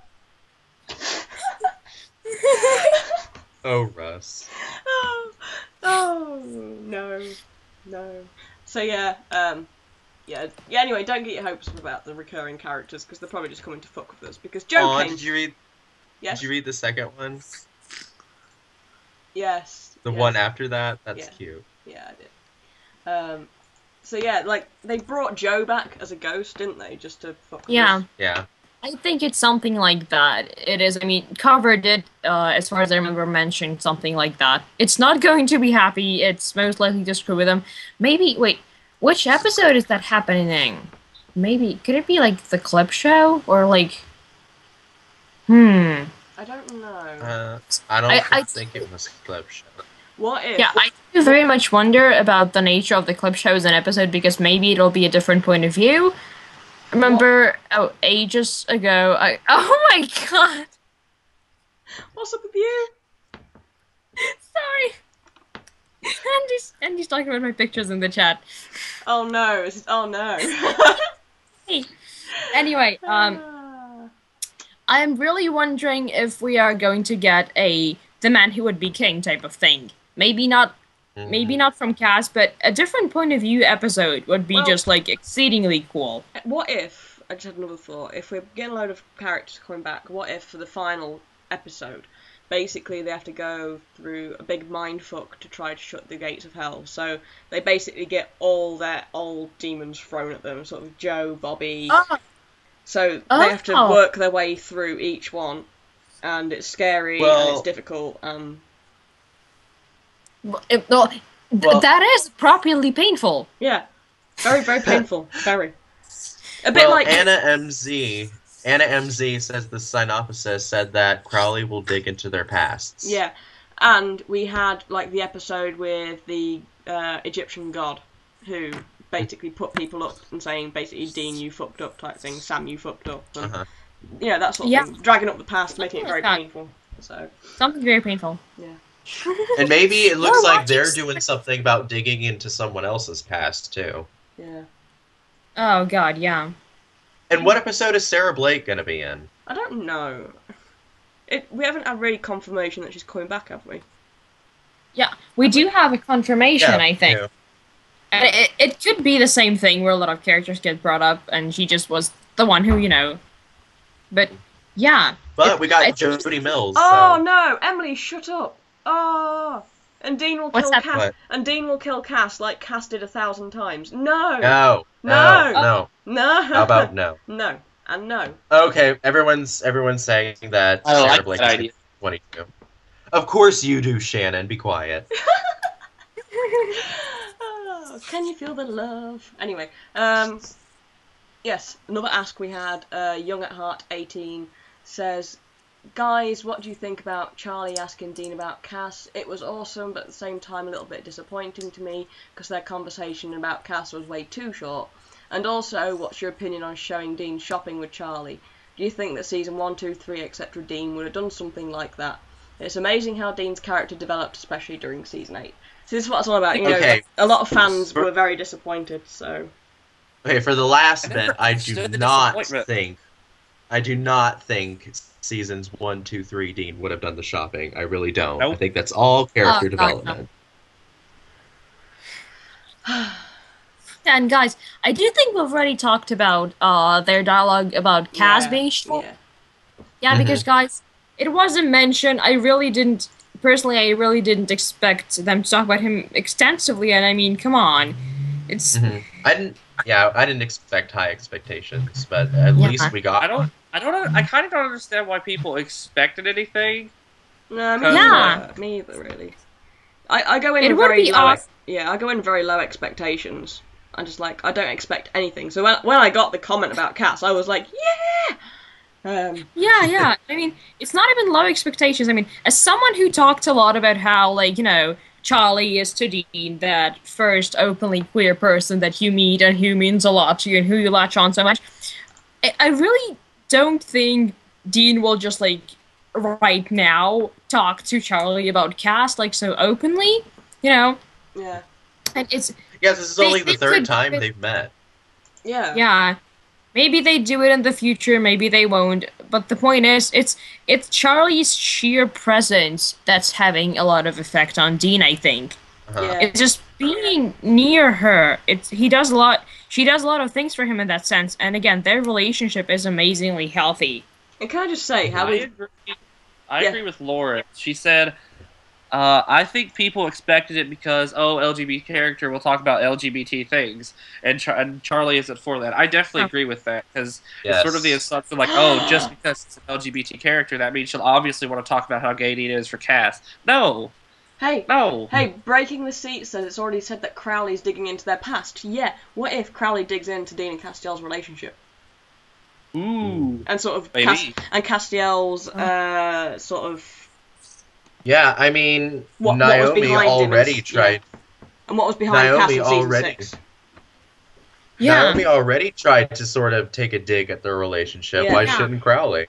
Yeah, and, you know... I think Crowley totally sees it. He totally sees how important that relationship is to both of them. I mean, come on. The stranger love that Mapal is all over your trench coat. Like, duh. Did you guys see me flipping out? Did you guys see me flipping out? God.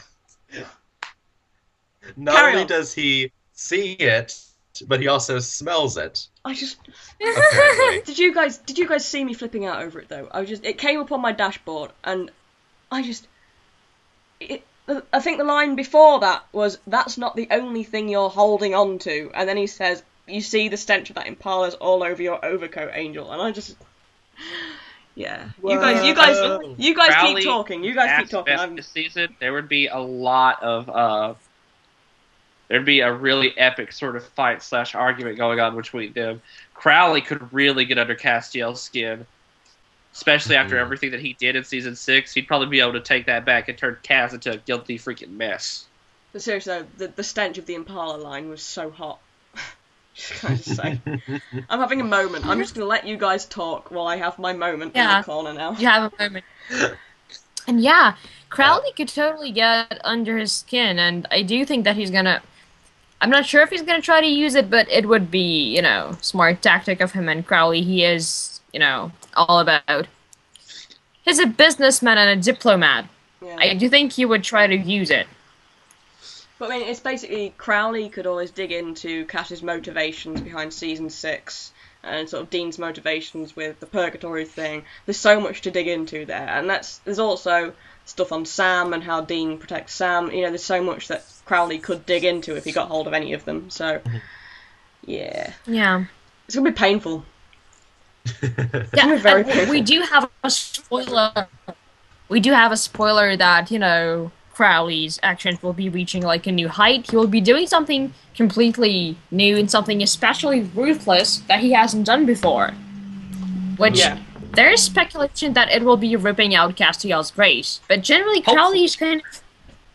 I mean, I think there's something off with Crowley. Do we have confirmation if it's actually really him saying, I am forever?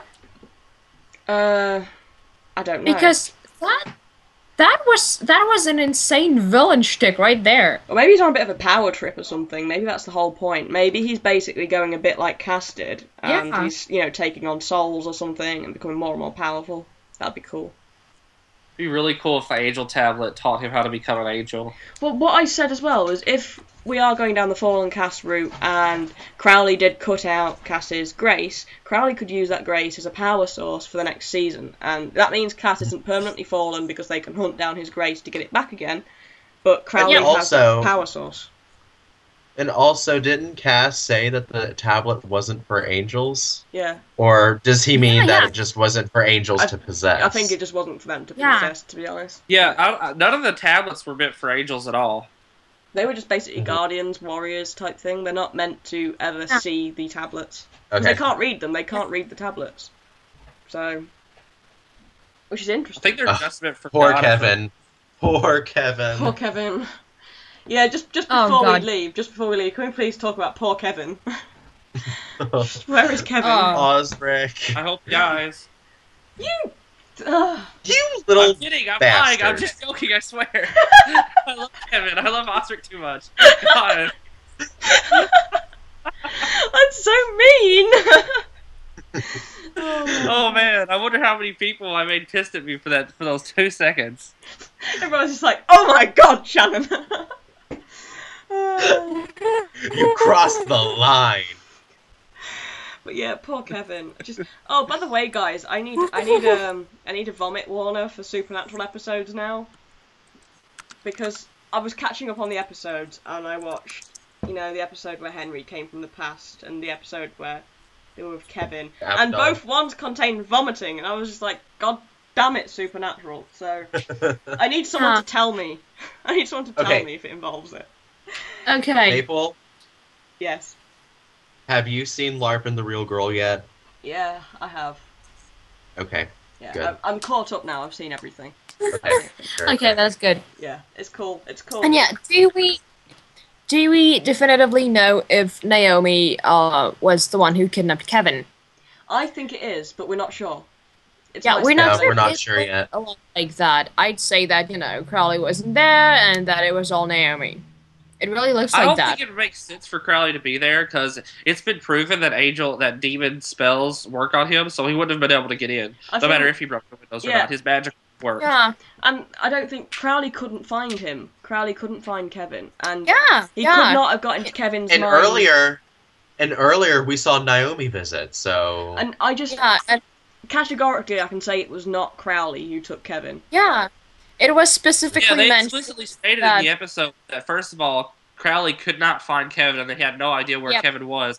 And then we had Naomi explicitly state that this place was not guarded against angels. It's not guarded against angels. Yeah, exactly. So, it's like they were throwing the hints in our faces. Yeah, and the windows were back intact when we saw the scene later on, and the lights were changed, the lights were off, it was all neat and tidy, there was no sign. I'm sorry, if Crowley had kidnapped Kevin, there would have been blood. I'm sure there would have been blood, so. That's the reason why I asked about the I am forever line, because that's when Crowley said it. And it was so out of character for him. It was this kind of grandiose, crazy. If that was Naomi, then maybe that's how she sees Crowley. Yeah. This sort of big-headed. Oh my God. That's amazing, though. That's amazing. That's an amazing way to show off their relationship dynamic, because Crowley's smart, businessman, and then Naomi's pompous idiot, Yeah. I was going to say something again, and I've forgotten it again. This is horrible.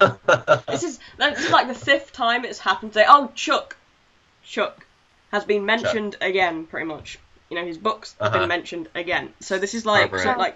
He's gonna reappear. This is the 3rd or 4th mention of him this season. So if he don't come back this season, I think he'll be back next season. Yeah. I really do. I think he's gonna pop up at some point, either in a flashback or something. Yeah, honestly, I really don't think he's gonna be in this season. No, I don't. I think he's probably gonna be in 9. Because we're winding up this season now. There isn't really time for things like that, unless he comes back in Clip Show for a flashback or a digging up thing or Yeah. Oh God, guys, what if? Real big long shot. Well, what if? Crowley goes digging through Dean's mind and he finds the universe that Zachariah put him in. The end verse, and we just have like a little flashback more of what happened in end verse. Oh. Oh God. It'll never happen, but imagine if it did. It would be an amazing thing for them to do some sort of parallel to inverse. Maybe not a direct parallel because, oh God, so depressing. But, again, Sam's hair becoming human. And come on, I really don't think it'll be that depressive because it's not the apocalypse anymore. There's no Croatoan. Come on. But, I mean, I was going to write a fanfic where the apocalypse still happened because the angels still wanted it to happen, so they put Croatoan on the Earth, and they basically just took over the Earth without Lucifer. So could easily happen. So yeah. I would also kind of like to bring up a tiny little thing. John's journal has been mentioned a lot too, and I'm kind of thinking maybe John will reappear in season 9 because I remember reading a while back that apparently one of the things is Dean is going to die at the end, and they're going to need Cass next season to be able to talk to Dean, to be able to mediate between him and Sam, and I have a feeling that Dean and John are going to reunite as spirits. Sorry, quickly, because we're rounding up soon. Christina asked me what my thoughts are on a possible Angel Dean. I've wanted Angel Dean since season 4. By the way. Yeah. I would love Angel Dean more than anything, but I don't know if it will happen unless he became a temporary vessel for Cass or something of the sort. Mm-hmm. So. I don't think Angel Dean would happen any other way, to be honest. Unless the tablet did give him angelic powers, but if they did, he wouldn't keep them because it's you get this problem again of him being too powerful. So I'm afraid. So I do believe we are coming to the end nearly. Yep. Gosh, that was one hell of a marathon. I think we just got everything covered. I think. Yep, yeah. I think so too. Yeah, we did. Literally just got everything covered. Yes. Just quickly though, Anonymous just said that they were disappointed that the chat with Sam when Dean asked if he wants to talk about feelings got abandoned. Yes, I'm disappointed about that too, but I think we will get a feelings talk at some point in the near future. Yeah. I think we will. I think Sam's going to collar him, so... Yeah, especially because Dean's the one who initiated the talking with feelings with Cass, so if he can do that with Cass, I think he can do that with Sam. Yeah, definitely. Yeah. So, yeah. I was going to show you guys Pups DL again, but he's wandered off. He did come up for a minute, and then he's wandered off again, so... I am loving all the pictures you're taking. I can't Aw, yeah, your little mascot. He had his first injections the other day. And oh, he also had his, okay. He also had his he's fine. He also had his microchip put in, and that he did not enjoy. No. He also had his temperature taken, which he really, really didn't enjoy. Oh, and then, fun story for you to finish this off, because the vets was quite hot while we were sat there waiting, and so we got in to see the vet, and I was like, "Can you just get him a bowl of water?" Because he's like really thirsty, and she got in the bowl of water. He took a drink out of it. Then he stuck his foot in the water, dug at it. Then he got the lip of the bowl in his teeth and flipped a whole bowl of water all over the vet's table. It went everywhere, all over the floor, just everywhere. And this poor Polish woman who was helping out just walked in, just looked at the floor, and I think she must have thought my dog had just pissed everywhere. So. And there's Cass. He already sounds like such a character. He is, but then he was just sat there licking the water off the table. So. Yeah. Okay. That's that. There you go. I'd clearly say he rebelled. Yeah, quite a lot. Yeah, he's quite a little rebel, I have to say. He's living up to it. He looks so grumpy all the time as well. So. You did name him Castiel. What did you expect? Grumpy and rebellious covers it. Oh dear. But yeah, so that is about us done for today, I believe. Ending on a happy note there. I'm going to try starting to write Hunting Husbands again, but I have zero time lately with looking after the pup, so it's a shame. So yeah, that's us for today, I'm afraid. And we just have to look at Russ's tweet, apparently. And I don't think I'm going to be on next week. I think Stephanie is. Yes, Steph is back with us next week for an episode. I won't be here on the panel, but I will be listening and watching. So. We'll miss you, Caleb. Yeah, we'll miss you. But we have Steph, and Steph's amazing. But I miss Steph. I miss Steph. I want to hear her. I want her to come on. So it's going to be great. It's going to be great. So yeah, thank you everyone for tuning in. And thank you guys. Yeah, we will see you all again next week after the shitstorm that is episode 21. Don't forget to record your reactions if you think you're going to cry. Oh yeah. And can I just say, 223 people watched. Yeah, we had a record. Oh dear absolute God. record. Yeah, so, that was the record. So thank you all so much. You are all incredible. Thank you, everyone. You. You are all lovely. Yeah, and we will see you again next week. And I'm going to finish off with a scream because I'm just still screaming at the picture saying nah! So yeah, right, thanks. Thanks, God, guys. Mapal. We'll see you Bye, again. guys. We'll see you again next week. Bye, guys. Bye. Bye. Guys.